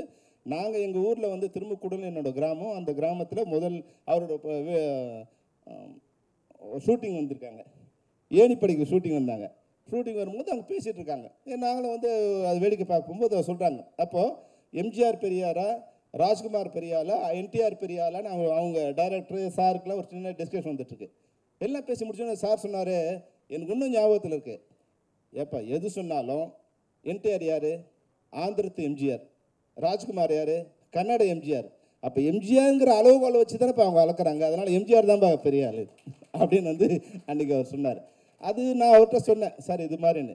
அந்த ஃபங்க்ஷன் முடிஞ்சு மே 1 ஃபங்க்ஷன் 8 மணிக்கு வந்து எனக்கு வந்து வாட்ஸ்அப்பில் ஒன்று அனுப்புகிறாரு. என்னென்னா, பழைய சீவரம் கிராமத்தில் அழகிய கிராமத்தில் பாலாற்றங்கரையில் இந்த படப்பிடிப்பு நடந்ததுன்னு 80வது வருஷத்தில் அவர் டைரியில் எழுதுந்து அப்படியே வந்து ஷூட் பண்ணி எனக்கு வந்து வாட்ஸ்அப்பில் அமைச்சிருக்காரு. அந்த நாளை குறிப்பிட்டு நான் எதுவும் எனக்கு அந்த எப்போ நடந்ததுன்னு கூட தெரியாது. ஆனால் மொத்தத்தையுமே ரெக்கார்ட் பண்ணி வச்சுக்க ஒரு களஞ்சியமாக, தகவல் களஞ்சியமாக வந்து சிவகுமார் சார் வந்து வாழ்க்கையில் வாழ்ந்துக்கிட்டு இருக்காரு. அது வந்து ஒரு படிப்பினையாக கூட எனக்கு இருந்தது. ஏதோ ஒரு நாள் சொன்னதை வந்து கேட்டு போனோம் அப்படின்னு இல்லாமல் அது அழகாக வந்து ஒரு தகவல் களஞ்சியமாக வச்சுட்ருக்காங்க. அவருக்கு என்னுடைய அவர் பக்கத்தில் உட்காந்து அவரோட சந்தோஷம் பேசுகிற ஒரு மிகப்பெரிய வாய்ப்பு. அதுக்கு அவரோட நன்றி. அது மட்டும் இல்லாமல் இந்த மாதிரி படங்களை நீங்கள் வந்து பத்திரிகையாளர்களோ மற்றவங்களோ, இன்னொரு விஷயம் கூட மனோஜுக்கு நான் வந்து ஒரு சின்ன ஒரு ரெக்வஸ்ட் என்னன்னா, இப்போ நான் பார்த்ததில் வந்து முன்னே நாங்கள் வந்து ட்ரெய்லர் படம் பத்திரிகையில் விளம்பரம் பண்ணோம், போஸ்டர் ஓட்டணும், ட்ரெய்லர் பண்ணோம். இப்போ வந்து டீசர் வேறு என்னென்னோ மாதிரி வருது. ஆனால் எனக்கு சமீபத்தில் வந்ததில் வந்து ஜெயிலர் படத்தில் வந்த இந்த டீசர் ப்ளஸ் வந்து இது நெல்சனும் அனிருத் பண்ண ஒரு இது இருக்கு இல்லைங்களா, அது மிக பிரம்மாண்டமாக இருந்தது. என்னென்னா, நம்ம படத்தை பற்றி ஒன்று பேச வைக்கணும். அது காமெடியாக இருக்கா, சீரியஸாக இருக்கா, நல்லதாக இருக்கா, கெட்டதாக இருக்காங்கிறதெல்லாம் இல்லை. அந்த படத்தை பற்றி பேச வைக்கிற விஷயமா இருக்கணும். அது மாதிரியான உத்திகளை கையாண்டு சோஷியல் மீடியாவுக்கு நீங்கள் கையாண்டு இந்த படத்தை வந்து முதல்ல வந்து இது போல் ஒரு படம் வந்திருக்குங்கிற விஷயத்தை வந்து நீங்கள் கொண்டு செலுத்தணும், மக்களுக்கு கொண்டு செலுத்தணுங்கிறது தான் நான் உங்களுக்கு சின்ன ஒரு அட்வைஸாக வைக்கணும். மற்றபடி இன்னும் பத்திரிகையாளருக்கு பல நூற்றுக்கணக்கான இயக்குநர்கள் உருவாக காரணமாக இருந்த திரு பாரதி ராஜா, அவரோட வீட்டிலேருந்து ஒரு இயக்குனர் வந்து இன்றைக்கி வரார். அந்த இயக்குனரை நீங்கள் வாழ்த்தி வரவேற்று அவர் வந்து தமிழ்நாடு முழுக்க வந்து அவரை கொண்டு செலுத்த வேண்டியது நீங்கள் அவருக்கு பண்ணுற நன்றிக்கடன். ஏன்னா தமிழ் சினிமா இன்றைக்கி எல்லாரும் டைரெக்டாக, நான் அவர்கிட்ட டைரக்டர் ஒர்க் பண்ணதில்லை, ஆனாலும் மணிவண்ணன் சார் அவர் எனக்கு தாத்தா மாதிரி தான். மணிவண்ணன் சார் எனக்கு அப்பான்னா மணிவண்ணன் சார் அவரோட தாத்தா மாதிரி தான். நான் டைரக்டர் ஆகிறதுக்கும் அவர் தான் காரணம். ஒரு விஷயம் அவருக்கு ஏற்கனவே சொல்லியிருக்கேன். முதல் மரியாதை படம் பார்க்க நாங்கள் போகிறோம். அதான் வந்து நான் மணிவண்ணன் சார்கிட்ட அசிஸ்டன்ட் டைரக்டராக போய் சான்ஸ் கேட்க போகிறேன். அப்போ வந்து வேற ஒரு இதில் போய் கேட்கும்போது ஒரு நாள் வந்து குட்லக் படம் தேட்டருக்கு கூப்பிட்டு போனார். ஒரு பெரிய வாயான்னு கூப்பிட்டு போனால் அது வந்து முதல் மரியாதை படம் வந்தவுடனே பார்த்துட்டு வந்தோடனே படம் எப்படி இருக்குன்னு கேட்டார். படம் சூப்பராக இருக்குன்னாரு. ஏன் எப்படா நீலாம் டைரக்டராக வேணார். என்ன சார், நான் எப்படி இந்த படம் ஓடும், எங்கள் டைரக்டர் அவர் கதையே எடுத்து வச்சுருக்காரு, எப்படி அந்த படம் ஓடும் அப்படின்னார். அதெல்லாம் எனக்கு தெரியாது சார், படம் இன்னொரு தடவை பார்க்குறோன்னு எனக்கு தோணுது, அந்த சாங்ஸ் ரொம்ப நல்லா இருக்குது, ரொம்ப யூத் லவ் நிறைய இருக்குது சார் அப்படின்னு சொன்னேன். சரி அப்போ ஒன்று பண்ணு. அப்போ படம் ரிலீஸ் ஆகலை. அப்போ வந்து படம் அப்புறம் 2 வீக்ஸ் கழிச்சு தான் படம் ரிலீஸ் ஆச்சு. இந்த படம் ரிலீஸ் ஆகி ஓடனா நீ என்கிட்ட வா, ஓடலைன்னா வராதுன்னார். படம் ரிலீஸ் ஆச்சு, 2 வீக்ஸ் கழிச்சு வந்து மறுபடியும் அவர்கிட்ட வந்தேன். எப்படி நீ கண்டுபிடிச்சிட்ட அந்த படம் நல்லா ஓடணும், நல்லா ஹிட் ஆகிடுச்சுன்னு சொல்லி. அப்போ நான் அவர் அசிஸ்டன்ட் சேர்கிறதுக்கே உங்கள் படம் தான் ஒரு காரணமாக இருந்தது. இன்றைக்கி மேடையில் நிற்கிறதுக்கும் நீங்கள் தான் ஒரு காரணம், நான் பேசுறதுக்கும் நான் சார் தான் காரணம். ஏன்னா நான் மேடை ஏறி பேசி பழக்கமே இல்லை. எனக்கு வந்து மேடையில் நின்னாவே வந்து ஒரு மாதிரி ஒரு ஷிவரிங் வரும், வந்து பேசவே முடியாது. ஏன்னா மேடையில் ஏறி பழக்கி பழக்கி மற்றவரோட வந்து பழக்க வழக்கத்துக்கு வந்து கூச்சம் இல்லாமல் பழகிறதுக்கும் தைரியமாக பழகிறதுக்கும் ஒரு தன்னம்பிக்கையை கொடுத்தவர் டைரக்டர் பாரதி ராஜா தான். அவரோட மகனோட விழாவில் நான் கலந்துக்கிற ரொம்ப அது ஒரு நன்றி கடன் நினைக்கிறேன், வாழ்த்தா நினைக்கிறேன். மனோஜ் மிக பிரம்மாண்டமான இயக்குனராக வருது. தந்தை மிஞ்சிய தனியனாக வருவதற்கு தமிழ்நாடு திரைப்பட இயக்குனர் சங்கம் சார்பில் என்னுடைய வாழ்த்துக்களை தெரிவித்துக் கொள்கிறேன். நன்றி, வணக்கம். அப்படியே துடிச்சிட்டு இருக்கு அப்படின்றது தெரியும். எங்கள் அண்ணன் செல்லுமணி அவர்கள் குறிப்பிட்டது மாதிரி இங்கே பேசியவரெல்லாம் சொன்னது போல் ஒரு மகிழ்ச்சியான தருணம் என்னுடைய தம்பி இயக்குனராக இருப்பது. எங்கள் அப்பாவுக்கு ஒரு எஸ்.ஏ. ராஜகண்ணு போல் என்னுடைய தம்பி மனோஜுக்கு என்னுடைய தம்பி சுசீந்திரன் தயாரிப்பாளராக இருப்பது ஒரு பெரிய மகிழ்ச்சியாக இருக்குது. இதுவும் ஒரு வரலாறு தான். எங்கள் அப்பாவுக்கு எஸ்.ஏ. ராஜகண்ணு வந்த மாதிரி. அதில் அவருடைய உறவினர் தயாரித்த படத்தில் அப்பா வந்து உதவி இயக்குனர். இப்போ அவினாசி மணி வந்து அதில் இயக்குனர். அப்போ எங்கள் அப்பா வேலை செஞ்சதில் அவருக்கு பிடிச்சிக்கிறது. எஸ்.ஏ. ராஜகண்ணு அதில் தயாரிப்பாளர் இல்லை, சும்மா அவங்க மச்சினன் தயாரிக்கிறாரு, கூட வந்து பார்க்குறாரு. பொள்ளாச்சி ரத்னம் தான் அதுக்கு தயாரிப்பாளர். பார்த்துட்டு வாங்க என்ன, அப்போவே அப்பா வந்து என்ன டேரக்டர் அப்படின்னு தான் அவங்க கூப்பிடுவாங்கல்ல, கூப்பிட்டு ஒரு கதை சொல்லுங்கள் அப்படின்னோடனே இந்த மயில் கதையை சொல்லுவார். அதுக்கு மயில் தான் பேர். கதை நல்லா இருக்கு, எடுக்கலாம் அப்படின்னோடனே யார் டேரக்டராக போடலான்னு அப்போ அன்னக்கிளி தேவராஜ் மோகன் ஒரு பெரிய டேரக்டர் இருக்காங்க, 2 பேர், அவங்கள வச்சு நீங்கள் இந்த கதையை இயக்க சொல்லலாம் அப்படின்னு. அப்படியா, சரி நான் ஊருக்கு போயிட்டு வரேன்னு ஊருக்கு போயிட்டு வந்துட்டு நான் ஒரு டேரக்டர் தேர்வு பண்ணி வச்சுருக்கேன். அவர் நல்ல டேரக்டர், நல்லா டேரக்ட் பண்ணுவார், நல்லா வருவார், அவரை வச்சு இதை டைரக்ட் பண்ணலாம் அப்படின்னோடனே யாருன்னொன்னே நீங்கள் தான் டேரக்டரு, நீங்களே டைரக்ட் பண்ணுங்க அப்படின்னு சொல்லி இயக்குனராக்குது எஸ்.ஏ. ராஜகண்ணு. அதை மறக்க முடியாது. அப்படியே அவர் இல்லைன்னா இப்படி ஒரு ஆகப்பெரும் படைப்பாளி தமிழ் உலகில் இல்லை, தமிழ் உலகிற்கு இல்லை. அதே போல் ஐயா இளையராஜா ஐயா சொல்லும்போது பாஸ்கர் ஐயா வந்துட்டு இப்படி எல்லாருக்கும் இது பண்ணிகிட்டு இருந்தால் சரியாக வராது, நம்ம ஒரு இது மாதிரி பண்ணி ஒரு ஆல்பம் மாதிரி பண்ணி எல்லாரும் போட்டு காட்டலாம் அப்படின்ட்டு கஷ்டப்பட்டு ஒரு இதை பண்ணியிருக்காங்க. பண்ணி பல இயக்குநர்களை கூப்பிட்டு ஐயா எஸ்பி முத்துராமன் உட்பட பல இயக்குநர்கள் கூப்பிட்டு போட்டு காட்டியிருக்கேன். அப்படி இசைய ஒருத்தரும் வாய்ப்பு கொடுக்கல, ஒருத்தருக்கும் அது நல்லா இருக்குது நல்லா இல்லைன்னு கூட சொல்ல. ஆனால் அந்த நிகழ்ச்சிக்கே வராத ஒருத்தர் ஐயா பஞ்சர்நாசலம் தான் அவரை கூப்பிட்டு அறிமுகப்படுத்தி இதெல்லாம் ஒரு இப்படியெல்லாம் நடக்குமான்ட்டு. படம் வெளியாயிருச்சு, படம் ஓடல அன்னக்கிளி. ஒரு வாரத்துக்கு கிராமத்தில் எடுத்திருக்காங்க, என்ன இதுன்ட்டு எங்கள் அண்ணன் தான் நடிச்சிருக்காரு. அது பாட்டு போய் சேர்ந்துருது. இது வரைக்குமான பாட்டு அப்படி வரல, தமிழ் திரையுலகில் வரல. அது புதுசாக இருந்தவொடனே பாட்டு மக்களை கூட்டிகிட்டு வந்துச்சு திரையரங்குக்கு, படம் பிச்சுட்டு ஓடிச்சு, மாபெரும் வெற்றி. ஆனால் அந்த தயாரிப்பாளர் அந்த படத்து மேலே அந்த இசை அமைப்பாளர் மேலே அந்த வச்சிருந்த நம்பிக்கை இருக்குது பாருங்கள், அதுதான் சாத்தியமானது. அப்படி ஒரு நம்பிக்கையை தான் என் தம்பி சுசீந்திரன், என்னுடைய தம்பி மனோஜ் மேலே வச்ச நம்பிக்கையை நான் பார்க்குறேன். அது வந்து இந்த நிகழ்வு என் தம்பி மனோஜுக்கு கொஞ்சம் காலதாமதமாக நடக்குது. ரொம்ப முன்னாடி வந்திருக்கணும், 18 வருஷம் சொல்கிறான். அப்போவே வந்திருந்தா மிகப்பெரிய உயரத்தை தொட்டிருப்பான். அவன் சாத்திய திறமைசாலி. தாஜ்மஹால் படம் எடுக்கும்போது நானும் எங்கள் அப்பா துணையாக போய் வேலை செஞ்சேன், தம்பியோடைய முதல் படம்ன்ட்டு. அது எதிர்பார்த்த மாதிரி வரல. முழு ஆர்வமாக அவனுக்கு இயக்குனர் ஆகிறது தான். அவ்வளோ அழகாக கதை சொல்லுவான், ஆங்கில படங்களுக்கு இணையாக சொல்லுவான். அவன் முதல் படமாக சிவப்பு ரோஜாக்களே 2ஆம் பாகம் எடுக்கணும் தான் அவன் விரும்பி இருந்தால் அது சரியாக வரல. இது இன்னைக்கு வந்திருந்தால் என்னுடைய தம்பி அப்பா எடிட்டர் மகனுடைய மகன் ராஜா போல், தம்பி வெங்கட் பிரபு போல் அவனும் ஒரு பெரிய இயக்குனராக வந்திருப்பான். காலதாமதமானாலும் ஒன்றும் சரியான நேரத்தில் வந்துட்டான் தான் நான் நினைக்கிறேன். அதுக்கு அந்த அரிய வாய்ப்பை தந்த தம்பி சுசீந்திரனுக்கு தான் இதில் நன்றி சொல்லணும். ஏன்னா எங்கள் அப்பா 16 வயதில் வந்து முதல் படத்தை 25 நாளில் எடுத்திருக்கிறாங்க. என் தம்பி தன் முதல் படத்தை 21 நாளில் எடுத்திருக்கான். அது இன்னும் பாராட்டுக்குரியது. அது ரொம்ப சிறப்பு. அவனுக்கு முதல் படத்தில் ஒரு ஈடு இணையற்ற இசை மேதை, இந்த நூற்றாண்டின் ஒரு மிகப்பெரிய சாதனையாளர் நம்முடைய இளையராஜா அவர்கள். இப்போ பீத்தோவான், மொசாட், பால்மரிட்லாம் கூப்பிட்டு ஒரு படத்துக்கு 5 சுச்சுவேஷனை சொல்லி பாட்டு போடுங்கன்னா கதை முடிஞ்சிடும். அதெல்லாம் சுத்தமாக வராது. ஒரு பகுதியில் தான் அவங்களால இயங்க முடியும்.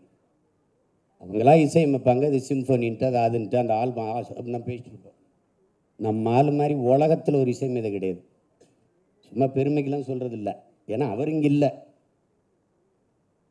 எத்தனை படம் எவ்வளவு நீங்கள் இந்த கிரிக்கெட்டு உலக கோப்பையெல்லாம் நடக்குது, கிரிக்கெட்டு வீரர்களை பார்த்தா அவர் ஹோம் பிச்சு அதில் பின்னிடுவார்.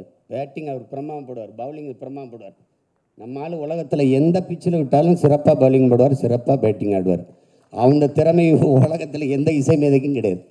என்ன கொடுத்தாலும் கிரைமா, காமெடியா, ஃபேமிலியா, என்ன வேணாலும் இசையமைப்பார். என்ன வேணாலும். பாரதிக்கே பாரதி பாட்டை தூக்கி தீம் சாங்கை போட்டால் உலகத்தில் ஒரு இசை மேதை நம்மால் தான். பாரதி இறந்துடுறான், நல்லதோர் வீணை செய்தே அதை நலங்கட புழுதியில் எரிவதுண்டோங்கிற பாட்டை அவன் செத்து கிடக்கும்போது அவனுக்கே தூக்கி போட்டு பாரதியே இருந்தாலும் கட்டி பிடிச்சி அழுதுருப்பான். என்ன அதெல்லாம் சாத்தியமே கிடையாது அந்த மாதிரி ஒரு இசை மேதை. ஏன்னா தென்றல்ங்கிறது வந்து தேகத்தை தான் தீண்டும், இசை வந்து இதயத்தை போய் தீண்டும். அதுலேயே சொல்றார், தென்றல் வந்து தீண்டும் போது என்ன வண்ணமோ மனசுல, அதிலே தெரியும். அதனால் தென்றல் வந்து நம்ம உடலைத்தான் தொடும், தென்றலிலும் இனிது வந்து இசைதான். அப்படிப்பட்ட ஒரு ஈடு இணைற்ற இசை மேதை என் தம்பியுடைய முதல் படத்தில் இணைந்திருப்பது எனக்கு பெரிய பெருமை. அவர் வந்து அவரை நம்பி எப்படி வேணாலும் காட்சி எடுக்கலாம். சான்று எங்கள் அப்பா எவ்வளவு நீளமாக வேணாலும் அமைதியாக காட்சி எடுத்துகிட்டு போகலாம், இசையமைப்பார். இப்போ நாங்கள் அமைதிப்படை பின்னணி இசையில் நான் தான் கூட இருப்பேன். எங்கள் தலைவர் சத்யராஜ் அண்ணன் வந்து எங்கால் திரும்பல நம்ம அப்பா பற்றி கோழி குஞ்சு ஆடு அதுக்கு மேலெல்லாம் சும்மா ஃபில்லப் பண்ணிட்டார். தலைவர் குரல் பேசணும் அவர் முகத்தில், அதுக்கப்புறம் அதில் ஓவர்லாப் பண்ணி எடுத்துகிட்டு வந்துடுறா, நம்ம அப்புறம் ஷார்ட் எடுத்து போட்டுக்கிறோம்ட்டார். தலைவர் இந்த வசனம் என் குரல் இது லிப் இல்லையே தலைவர், அதில் போஸ்ட் பண்ணிடுங்கன்றேன், அதில் போடுங்க அப்படின்னு. கோழி குஞ்சு ஆடுக்கெல்லாம் நான் டப்பிங் பேச முடியாது. நீங்கள் என்ன நீங்கள் தலைவா இதெல்லாம் என்ன தலைவா புதுசு புதுசாக நீங்கள் கொண்டு வரீங்கன்னா இந்த கோழி குஞ்சு எனக்கு என்ன சொல்கிறது தெரியல. கருப்பையாக நான் திணறோம், என்ன பண்ணுறது தெரியல. தலைவா நாங்கள் எடுத்து அந்த ஷார்ட்டை போட்டுருவோம் தலைவா, இப்போ இது போட்டு கொண்டு வாங்க நான் பேசுகிறேன்ட்டாங்க. ஆனால் எங்கள் ஆளுக்கு ரீரி கடிங்க கோழி குஞ்சு போகுது, அதே ஆடு தான். கேட்குறாரு என்னடா அதை ஷார்ட் அங்கே இருக்குயா போட்டுருவீல்ல, சரி ஒன்றும் இல்லை வாச்சிட்டார், அது என்ன வருதோ அதை வாச்சிட்டார். அப்படி அவ்வளோ பெரிய ஒரு இசை அற்புதம் வந்து என் தம்பிக்கு துணையாக இருக்கிறது, முதல் படத்தில் இணைஞ்சிருக்கிறது எனக்கு பெருமை. இங்கே வந்து எங்கள் அண்ணன் சிவகுமார்லாம் வந்திருக்காங்க. அவங்க இப்போ ஒரு வாட்ஸ்அப்பில் ஒன்று காட்டுறாங்க. பூந்தளிர் படத்தில் நான் எந்த தேதியில் என்ன நடிச்சிருக்கேன்னு எழுதிச்சு. இது எழுதி வைப்பீங்களா ஒரு நாள்மா? 61 வருஷமாக எழுதி வச்சுருக்கேன்டாங்கிறாங்க. ஒரு நடிகன் வந்து எனக்கு தெரிஞ்சுங்க தமிழ் திரையுலகில் படிக்கிறது ரொம்ப குறைவு, நிறைய பேர் படிக்கிறது இல்லை. நீங்கள் சூப்பராக என்ன நினைப்பீங்க? ஒரு ஸ்டண்ட் மாஸ்டர் அப்படி தான் நினைப்பீங்க. மிக பிரமாதமாக படிப்பார், கவிதை எழுதுவார். ஆளுக்கும் அவர் இந்த இலக்கிய அறிவுக்கும் சம்மந்தமே கிடையாது. ஒரு ஆன்மீக சொற்பொழிவு நடத்த விட்டிங்கன்னா செத்தான் எல்லாம், அவ்வளோ அருமையாக பேசுவார். மாஸ்டர் நீங்கள் எப்படி மாஸ்டர் இவ்வளவு படிக்கிறதுன்னு? பகலெல்லாம் அடிக்கிறது, ராத்திரி பூரா படிக்கிறது. சண்டை பகலெல்லாம் சண்டை, ராத்திரியெல்லாம் படிக்கிறது அப்படின்னு ஒப்பிப்பாரு பாருங்க. இந்த சங்க இலக்கியங்கள் பாசுரங்கள் அது இதெல்லாம் அபூர்வமாக என்ன ஒரு சண்டை ஒரு ஃபைட் மாஸ்டராடா இப்படின்னு நினைப்பீங்க நீங்கள். அது மாதிரி தான் அவர் உலகத்தின் தலை சிறந்த ஓவியர்களில் ஒருவராக வர வேண்டிய ஒரு ஆள், திசை மாறி நடிகராகி. எங்கள் அப்பாவை அவரை ஒப்பிடுங்க, 2 பேரும் ஒரு வயசு தான் எங்கள் அப்பாவோட அவர் சின்னவர்னு நினைக்கிறேன். அப்படி தானே? 3 மாதம் 2 பேரும் உட்காந்துருக்காங்க. ஒருத்தருக்கு ஒரு பழக்கம் கிடையாது, அவர் அப்படியே தான் இருக்கார். எங்கள் அப்பாவுக்கு இல்லாத பழக்கம் கிடையாது, சிகரெட்டு.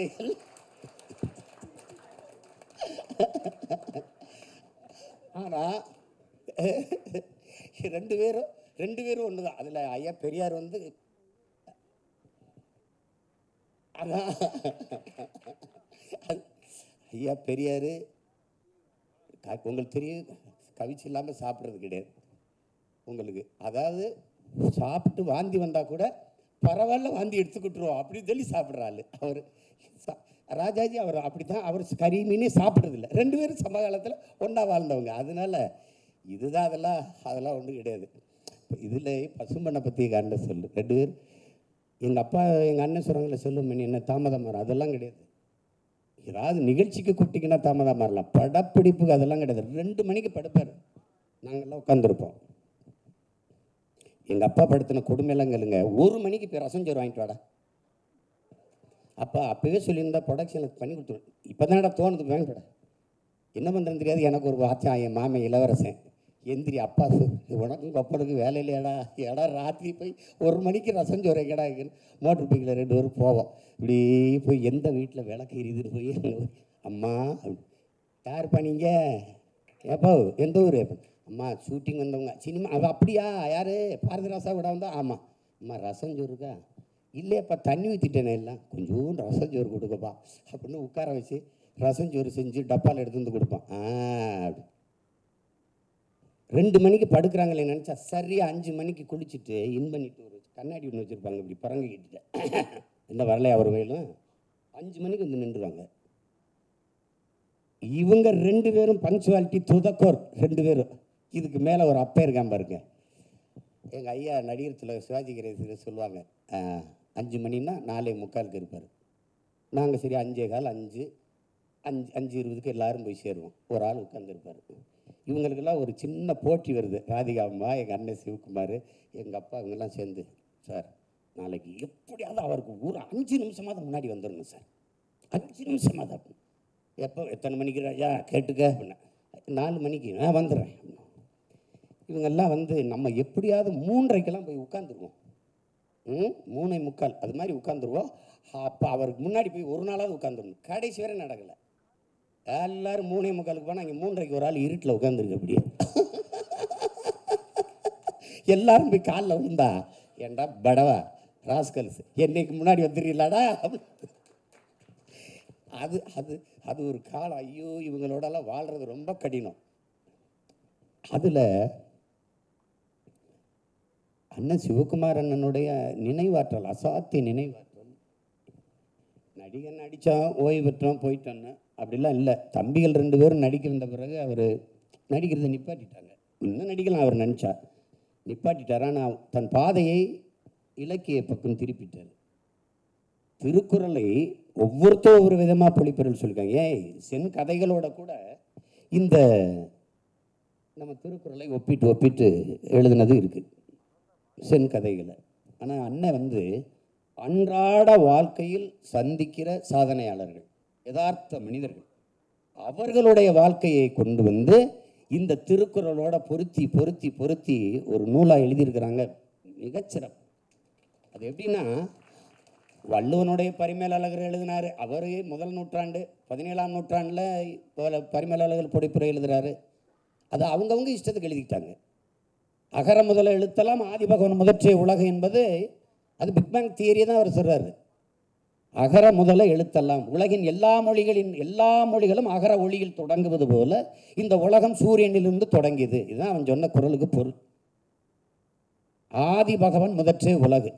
அது பரிமேலழகர் ஒரு பொழிப்புரை, அதுக்கப்புறம் வந்து ஒரு பொழிப்புரை, அதுக்கப்புறம் வந்து ஒரு பொழிப்புரை, என்னென்னத்தையும் எழுதி வச்சுட்டு ஆளாளுக்கு போயிட்டான். ஏன்னா வள்ளுவன் இல்லை யாரும் கேட்க போகிறது இல்லை. ஆனால் அண்ணனுடைய இதை நீங்கள் தயவு செய்து படிக்கணும். எனக்கு அந்த புத்தகத்தை அனுப்பி வச்சுருக்காங்க, நான் படிக்கிறேன். அவங்களுக்கு இன்னொரு வருத்தம், நீ என் வீட்டுக்கு வா நான் போட்டு காட்டுறேன்ட்டு. அதுக்கு நேரம் இல்லை. அதை வாங்கி படிக்கணும். அன்றாடம் ஒவ்வொரு மனிதனை அவர் சந்தித்ததில் இருந்து அந்த சாதனையாளர்களின் வாழ்க்கையை எடுத்து வள்ளுவன் இப்படி சொல்லியிருக்கான், இவன் இப்படி வாழ்ந்திருக்கான். நமக்கே வந்து நம்மளுடைய அருமை நமக்கு தெரியாது.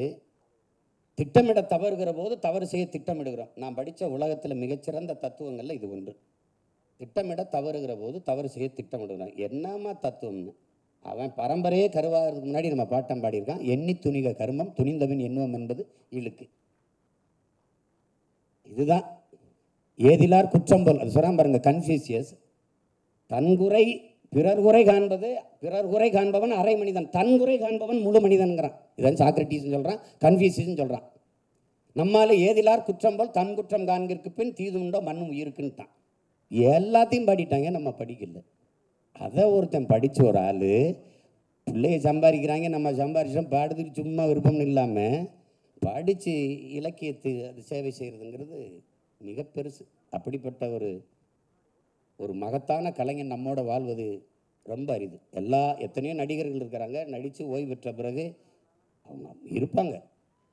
ஆனால் இந்த மாதிரி ஒரு சேவையை செய்வதற்கு நம்மளில் ஒரு நடிகர் உண்டென்றால் அது நம்முடைய அண்ணன் சிவகுமார் அவர்கள். அதில் எனக்கு பெருமை, ஒரு திமிர் இருக்குது. எங்கள் அண்ணன் எனக்கு தெரியும், அதில் ஒரு திமிர் இருக்குது. அதில் யாருமே வந்து உருவாக்கி விட முடியாது. ஒரு கலைஞனுங்கிற உருவாகணும். இப்போ எங்கள் அப்பா நினச்சிருந்தா எப்போவோ என் தம்பியை கொண்டு வந்திருக்கலாம், எப்போவோ கொண்டு வந்திருக்கலாம். அது வாய்க்கப்பெறல. இப்போ எங்கள் அண்ணன் சிவகுமார் பையங்கிறதுனால என் தம்பி சூர்யாவும் கார்த்திக்கும் வென்றிருக்காங்கன்னா சத்தியமாக கிடையாது. அவர் எந்த உதவியும் செய்யலை. அவர்களாக வந்து அவர்கள் தங்கள் திறமையை வளர்த்து கொண்டு தங்களுடைய தனித்த பேராற்றலால் இன்னைக்கு நிலைத்து நிற்கிறார்கள் ஒளி. அது சிவகுமாருங்கிறது அடையாளமாக வேணா இருக்கா, ஒரு சின்ன முகவரி அட்டையாக இருக்கலாம். ஆனால் ஒரு முயற்சியில் தான் இவ்வளோ தூரம் வென்றிருக்காங்க. அந்த முயற்சி என் தம்பிக்கு இருக்குது. இந்த வாய்ப்பு தான் கொஞ்சம் தாமதமாக இருந்திருக்கு. அதில் நல்ல தொழில்நுட்ப கலைஞர்கள் எல்லாம் புதிதாக இருந்தாலும் ஒளிப்பதிவாளர் வாஞ்சிநாதனா ஒளிப்பதிவாளர் அதுதான் முதல்ல கேட்டவர். நல்லா அந்த முன்னோட்டத்திலே அவருடைய ஒளிப்பதிவு இந்த காட்சி பதிவுகள் அழகாக இருக்குது. இப்போ படப்பிடிப்பு களம் எதுன்னு கேட்டால் அது பழனினா தம்பி சுசீந்திர ஊர்லேயே எடுத்துருக்குறாங்க. அவர் ஊர் அதுதான், அந்த பக்கம்தான். அதுக்கப்புறம் ரொம்ப நல்லா செஞ்சுருக்கிறாங்க. இப்போ படத்தொகுப்பாளர், கலை இயக்குனர், உரையாடல் கூட சிறப்பாக இருக்குது. அப்போ அறிமுகமாகிற தம்பி சாம் சுந்தர், அவங்க ரக்ஷனா, நக்ஷா, அவங்கெல்லாம் எல்லாம் புதிது தான். எடுத்தோடனே புதுசு புதுசுன்னு இங்கே என்னென்னா முரணாக இருக்கும். சில இது பழமை ரொம்ப பிடிக்கும், சில இது புதுசு தான் பிடிக்கும். இப்போ கார்னா புது மாடல், நியூ மாடலா, செல்ஃபோன்னா புதுசாக அது பிடிக்கும், இந்த பழசு பிடிக்காது. ஆனால் திரையுலகில் புதுசாக வந்தால் நியூ ஃபேஸ், அவன் என்ன நியூ ஃபேஸ் அப்படின்னு எல்லாம் புதுசு தான். ஒவ்வொரு நாளும் அலை புதுசு, ஒரு நாளும் காற்று புதுசு, எல்லாமே புதுசு தான். அது சில இதை புதியதை தேடுறோம், சில இதை பழமையை போற்றுறோம். அதில் இங்கே இருக்கிற எல்லாரும் ஒரு நாள் புதியவர்கள் தான். லிங்குசாமியிலிருந்து, என் தம்பி பேரரசுலேருந்து, எங்கள் அண்ணன் உதயகுமார்லேருந்து எல்லாருமே புதியவர்கள் தான். ஆனால் அந்த வரிசையில் என்னுடைய தம்பி மனோஜும் புதியவன், அந்த 3 பிள்ளைகளும் புதியவர்கள். அவர்களுக்கு நல்ல எதிர்காலம் இருக்குது. நீங்கள் எது ஒன்றையும் நீங்கள் ஒன்று தான் சொல்லுவேன். நான் என் தம்பிக்கு ஒரு சின்ன ஒன்று சொல்லுவேன். அப்பா படத்தை பாரு, மண்டைகளை ஏற்றவே ஏற்றாது. அப்பாவோட ஒன்று ஒப்பிடுவாங்க, அது கவலையே படாது. ஜூலியஸ் சீசர் சொல்கிறான், அடுத்தவன் எந்திரிச்சு உன் தகுதியை அறிவிக்கிறதுக்கு முன்னாடி நீ எந்திரிச்சு நீ யாருன்னு பேரறிவிப்பு செய்யடாங்கிறான். நான் உலகத்தில் ஆகச் சிறந்தவன்னு நீயே சொல்லிடுறாங்கிறான்.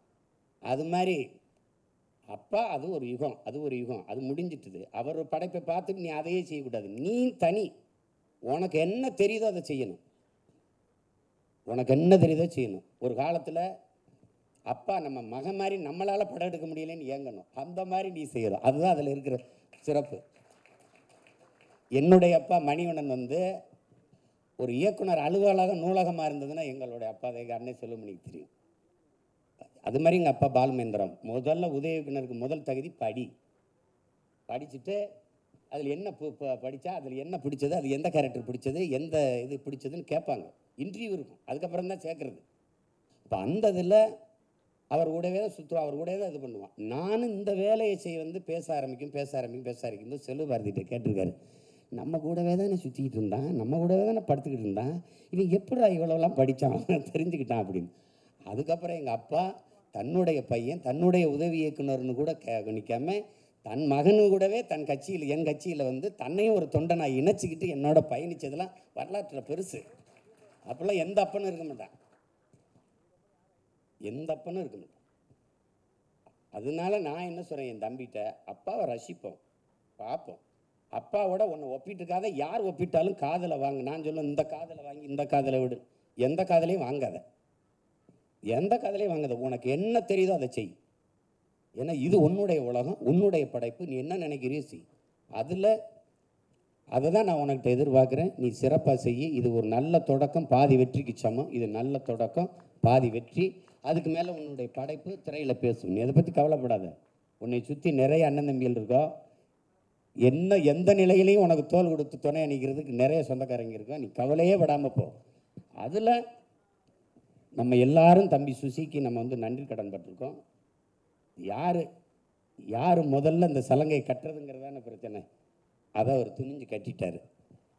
அது ஒரு நீனும் அவருக்கு சுருக்கமாக கொஞ்ச நாளில் 21 நாளில் அந்த படத்தை எடுத்து முடித்ததுங்கிறது பெரிய செயல் தான். அதுக்கு உன்னை உளமாற நான் பாராட்டுறேன்.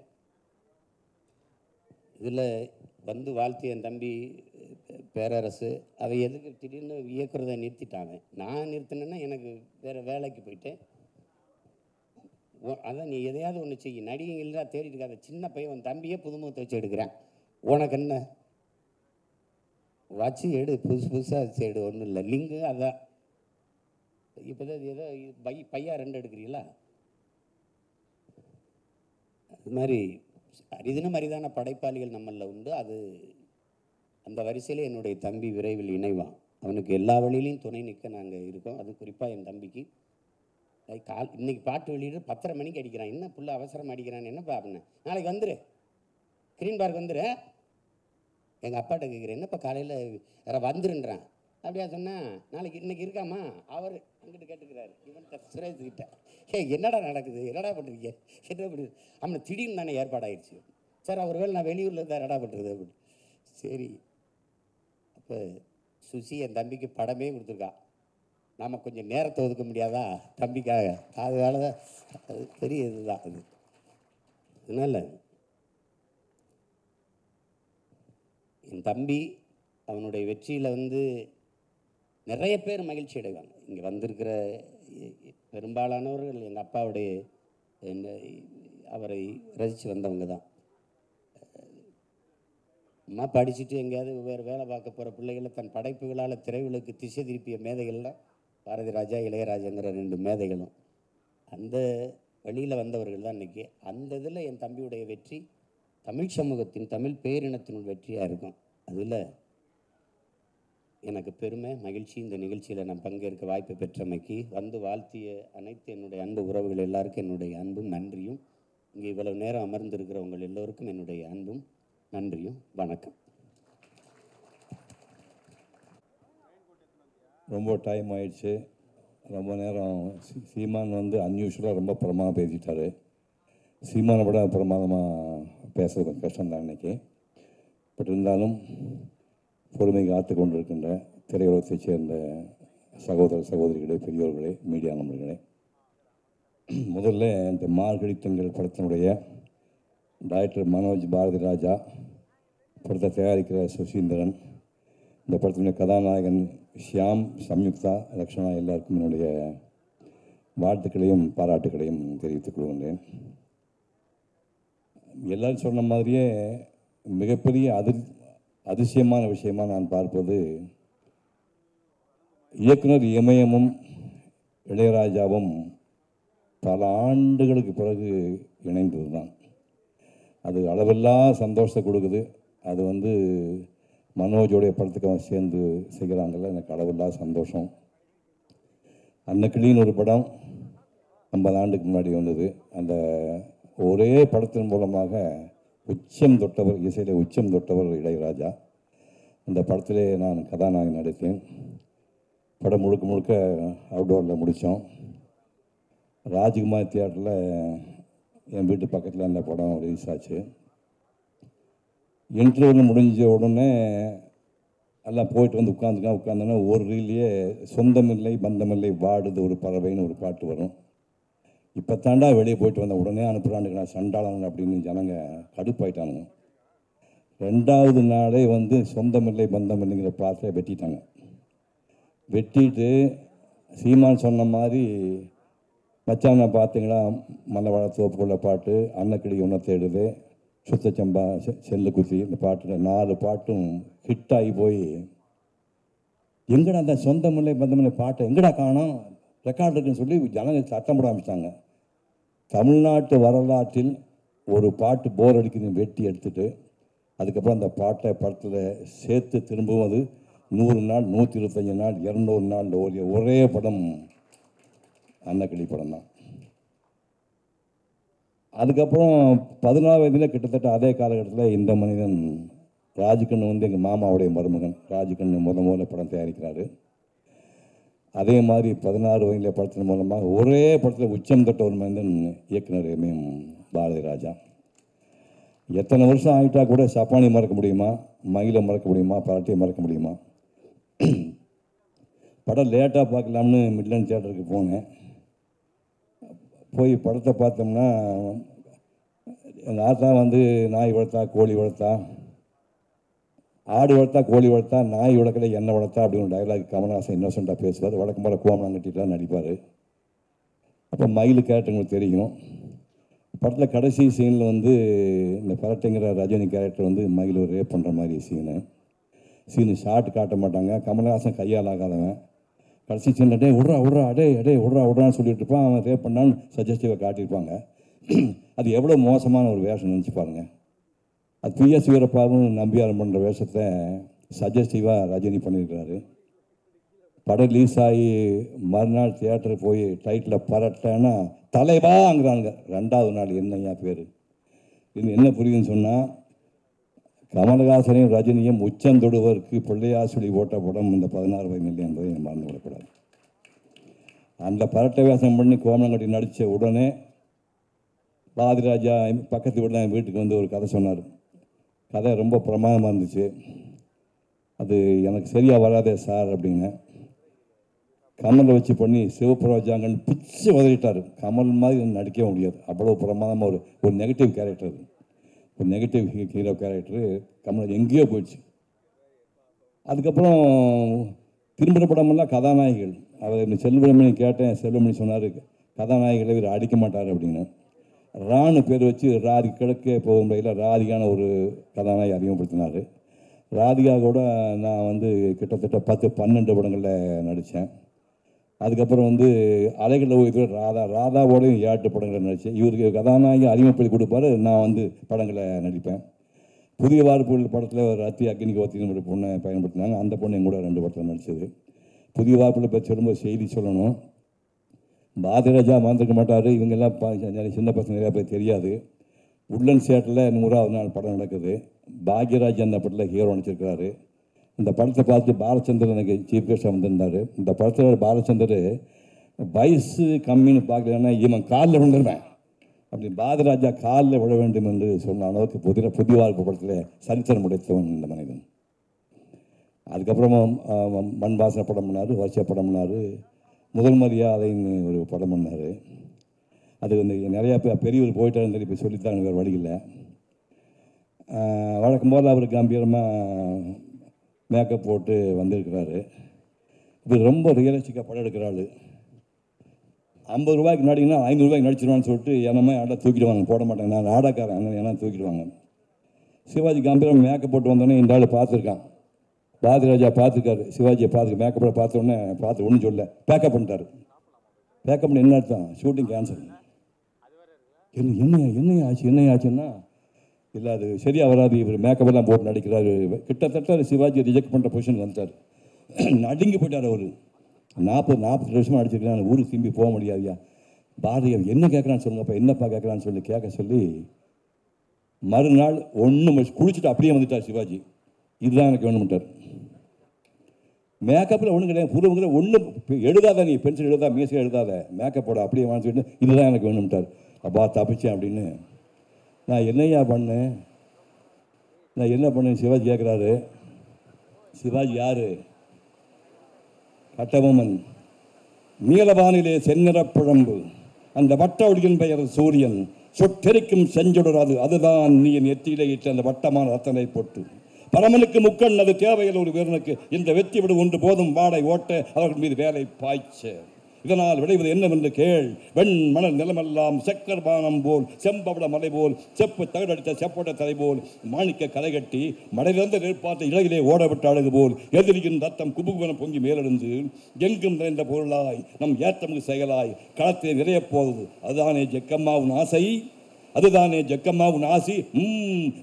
நீ பெருமூச்சு விடு, அதை எரிமூச்சாக்கி எதிரிகளை பொசுக்கி விடுகிறேன்னு டயலாக் பேசினவன இந்த மனுஷன் நான் என்ன பண்ணோம்னா கை வச்சுட்டு போயான்ட்டாரு. என்ன மூஞ்சி காட்ட வேட கை வச்சு எப்படி நினச்சி பாருந்தாள். நீ போயிட்டே இருக்கியான்னு சொன்னால் சிவாஜி பின்பக்கத்தை காட்டிட்டு போயிட்டே இருக்காரு. கையை மட்டும் வீசிட்டு போனார். அடுத்த ஷாட்டு பார்த்தா வெறும் கால் மட்டும் எடுக்கிறாரு. என்னையா பண்ண போனான்ட்டு திரும்ப ஃப்ரெண்ட்ஸுக்கிட்ட பின்மண்டையை படம் எடுக்கிறான். காலை மட்டும் நல்லா சொல்லி பேக் சைடு கால் எடுக்கிறான். கை வீச எடுக்கிறான். நல்லா எடுத்துருவான்ல அப்படின்னாரு.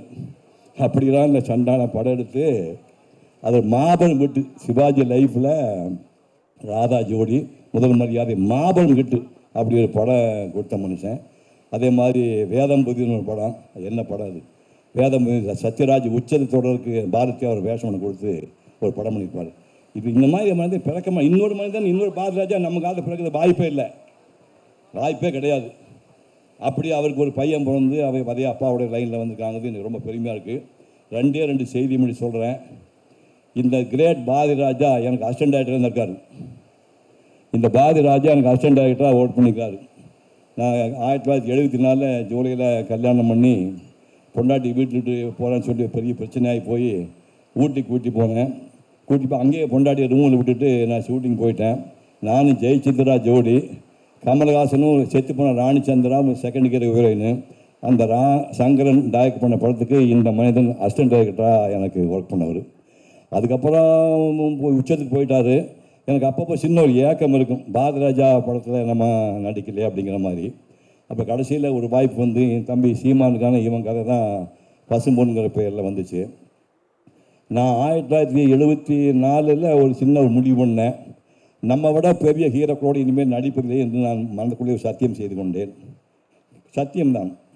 அதுக்கப்புறம் பல படங்கள் நான் பேச சொல்லவில்லை. சிவாஜி கூட பல படங்கள் வந்துச்சு, மிருதங்க சக்கரவர்த்தி உள்பட பல படம் வந்துச்சு. நான் சொன்ன மன்னிக்கணும்னு நினைக்க மாட்டேன். சிவாஜியோட அதே மாதிரி எம்ஜிஆரோட 2 படம், நாளை இந்த மாதிரி உள்பட பல படம் வந்துச்சு. இறைவினை, காவல் தெய்வம், காவல்காரன் 2 படத்தில் நடித்தாச்சு. இனிமேல் எம்ஜிஆர் நடிக்க மாட்டேன், சிவாஜி நடிக்க மாட்டேன்னு சொல்லி முடிவு பண்ணியாச்சு. முடிவு பண்ணி 15-20 வருஷம் ஆகிப்போச்சு. இந்த மனிதன் பசுமொழியில் நீ நடிக்கணும் அப்படின்னு கேட்குறாரு. நான் சொன்னேன், இல்லை என்னோட சீனியர் ஆள் நடிக்கணும்னு நான் சத்தியம் பண்ணியிருக்கேன். அப்போ என் கூட நீ நடிக்கவே மாட்டேயா அப்படின்னு கேட்டார். அப்புறம் சொன்னார், உனக்கு ஏதாவது சந்தேகம் இருந்தால் 3 வேஷத்தையும் சொல்லண்டா. இது சிவாஜி அப்பா வேஷம், அது பிரபு வந்து மகன் வேஷம், நீ வந்து மருமகன் வேஷம். 3ஐயும் நீ கேட்டுக்கோ.